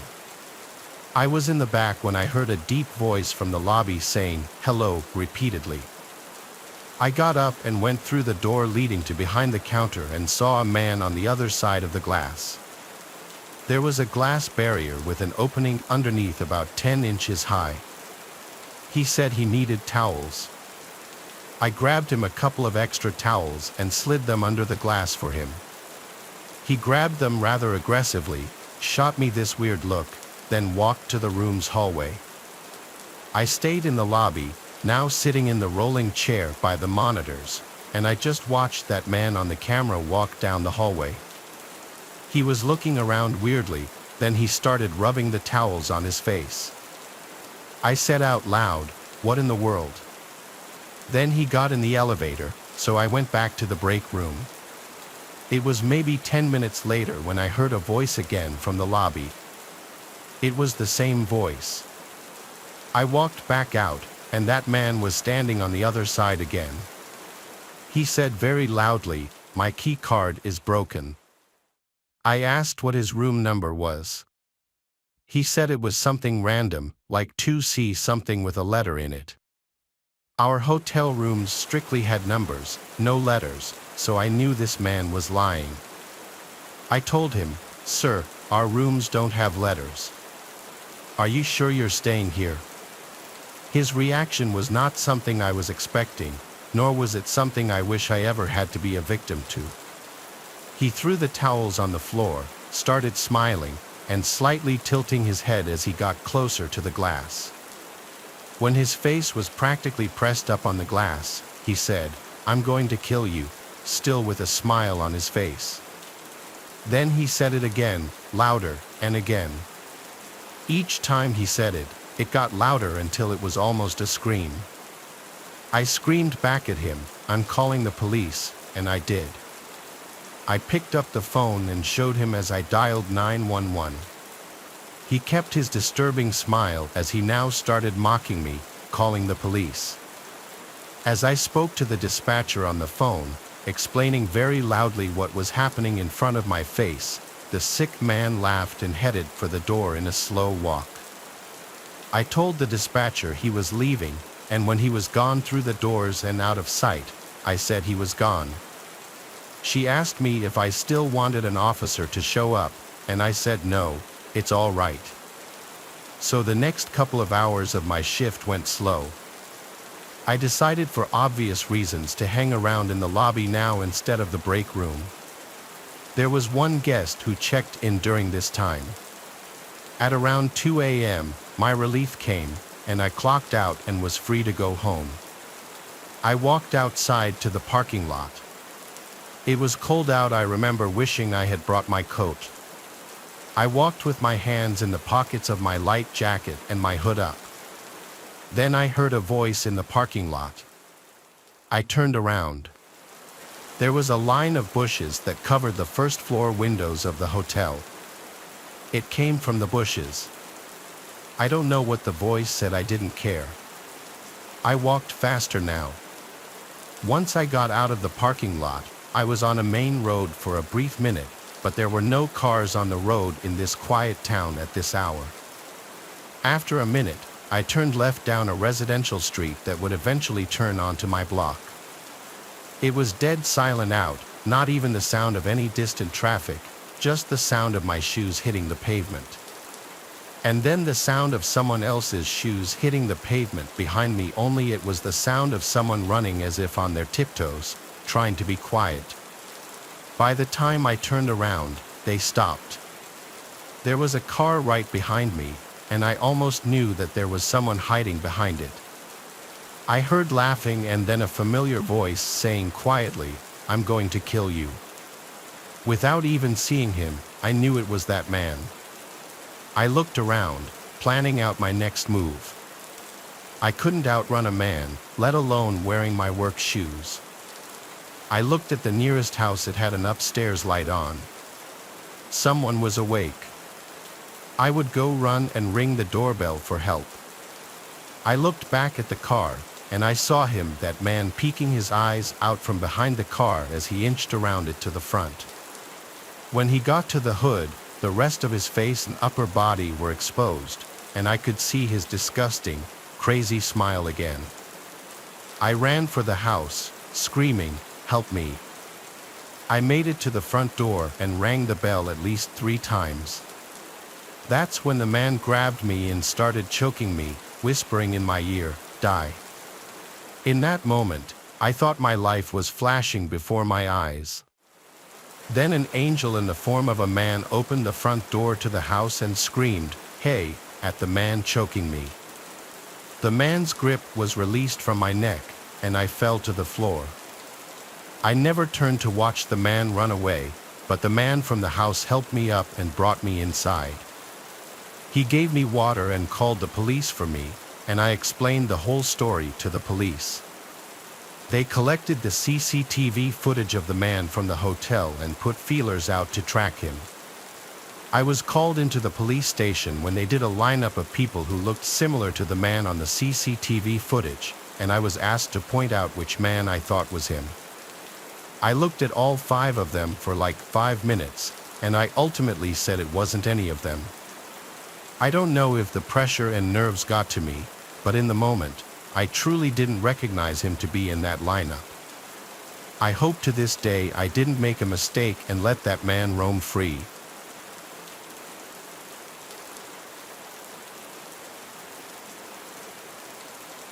When I was 18, I was very immature and naive. I was kind of a jerk when I was on the road, honking whenever I got impatient, borderline cutting people off. Looking back now, it was very stupid. If I ever have kids, I'll be that much more strict with them as far as their driving. That being said, I did drive a lot for someone my age. I went away to school 5 hours away from home. No matter what day of the week, traffic always gets atrocious the closer I get to home. So during breaks, I'll drive home at night to avoid this. What goes from a 4 to 5 hour drive down to a 3-hour drive? It was the beginning of winter break as the fall semester just ended. All my friends left for home on the same day. I just waited till later on in the night to head out because there's nothing I hate more than traffic. I used to drive a Mazda 3 that I would beat the ever-living crap out of, and admittedly, I used to be known for driving my car to a near-empty tank consistently. People would comment on it whenever they'd be in the car with me, and I'd always assure them that the car would still have at least 30 miles to go even after the needle would hit E. I found out the night I was driving home from school that I was wrong. I was only like an hour into my drive on the interstate. The needle was on E, and I was pushing my luck waiting for a gas station sign instead of looking up the nearest one on the map. The car started making these weird sounds suddenly and jolting, and that's when I realized I may have actually run the tank empty this time. I got off the first exit ramp and hoped it would lead right to a gas station. This exit was dark though, with no street lights, and there were just woods on either side. I was scared to slow down and lose my speed because I didn't know if I'd have enough gas to find a gas station. I blew through the stop sign at the end of the ramp and made a sharp left turn on the intersecting road, which was another dark road surrounded by woods. I was screwed. The car eventually came to a stop, and the engine died. Things only got worse when I took out my phone and saw I had no bars. I have T-Mobile, which is the worst possible reception anywhere far from a major city. I tried calling 911 because I was stupid and thought that 911 works even without reception. Of course, it didn't. I was terrified because I didn't know what to do. I turned on my hazard lights and just waited for someone to pass by. It was a long time before I saw headlights approaching. When I did, I flashed my headlights at them, and they passed me, made a U-turn, then pulled up on the grass behind me. I didn't know who was getting out of that car, though, and I was an 18-year-old defenseless girl. I just cracked the window down a little bit as this man approached my car. I told him I needed help. I ran out of gas. He offered to give me a ride to the nearest gas station. He was this bald guy with glasses on. He kind of looked trustworthy. I had no other apparent options but to accept his offer. I got out of the car and followed him to his car, making sure to lock my doors first. His car was a black Honda, year probably a 2010. It smelled funky in his car. I couldn't pin what the smell could be, though. He banged another U-turn and started driving in the direction he was driving before. He made conversation with me, asking where I was from and basic questions. I was honest with him that I was driving home from school. He said he lived in the area and that they don't get too many out-of-towners getting off the interstate for this quiet little town. The route we were taking lacked any buildings anywhere. It was just woods everywhere. I asked if he knew of any gas stations, and he said yeah, just a ways up the road. I started hearing bumping and thumping coming from the back of the vehicle. It sounded like the trunk. At first, I thought it was maybe just bumps in the road or a loose object in the trunk. He seemed to keep talking like he wouldn't stop. Finally, we got to a sort of town-looking area. There were some lights and buildings at last, a diner, and a few small houses. There was a red light at the first intersection since I got in his car. We came to a stop, and for the first time, there was silence. Then I heard the unmistakable sound of someone screaming in the trunk, followed by thumps and bangs. I looked at the man, who looked at me. In a split second, I unbuckled my seatbelt, opened the door, and ran while at the same time, he tried grabbing me and pulling me back into the car. I heard him get out as well, but instead of chasing me, he ran to close his passenger side door. Then I heard him floor it down the street. I ran into the diner and asked for help, making a scene. I used their phone to call 911. I waited there, and it became this whole huge thing with multiple police showing up to the diner to take a report. Given the gravity of the report that I was making, that I heard someone in the trunk of the car, they had to get every last detail from me about the man's car, his appearance, and where he picked me up. I was also given a ride back to my car so that they could also include the pickup location in the report. They also helped me get a hold of AAA, which eventually would come to my location to fill my car with gas. This was overall the scariest experience of my life. I was shaken to the core the whole rest of the ride home. I hope they found that man. I hope whoever was in that trunk is still alive today. For all I know, that man could have been bringing me to his house or somewhere else, and I was just lucky I had a chance to get out at that red light.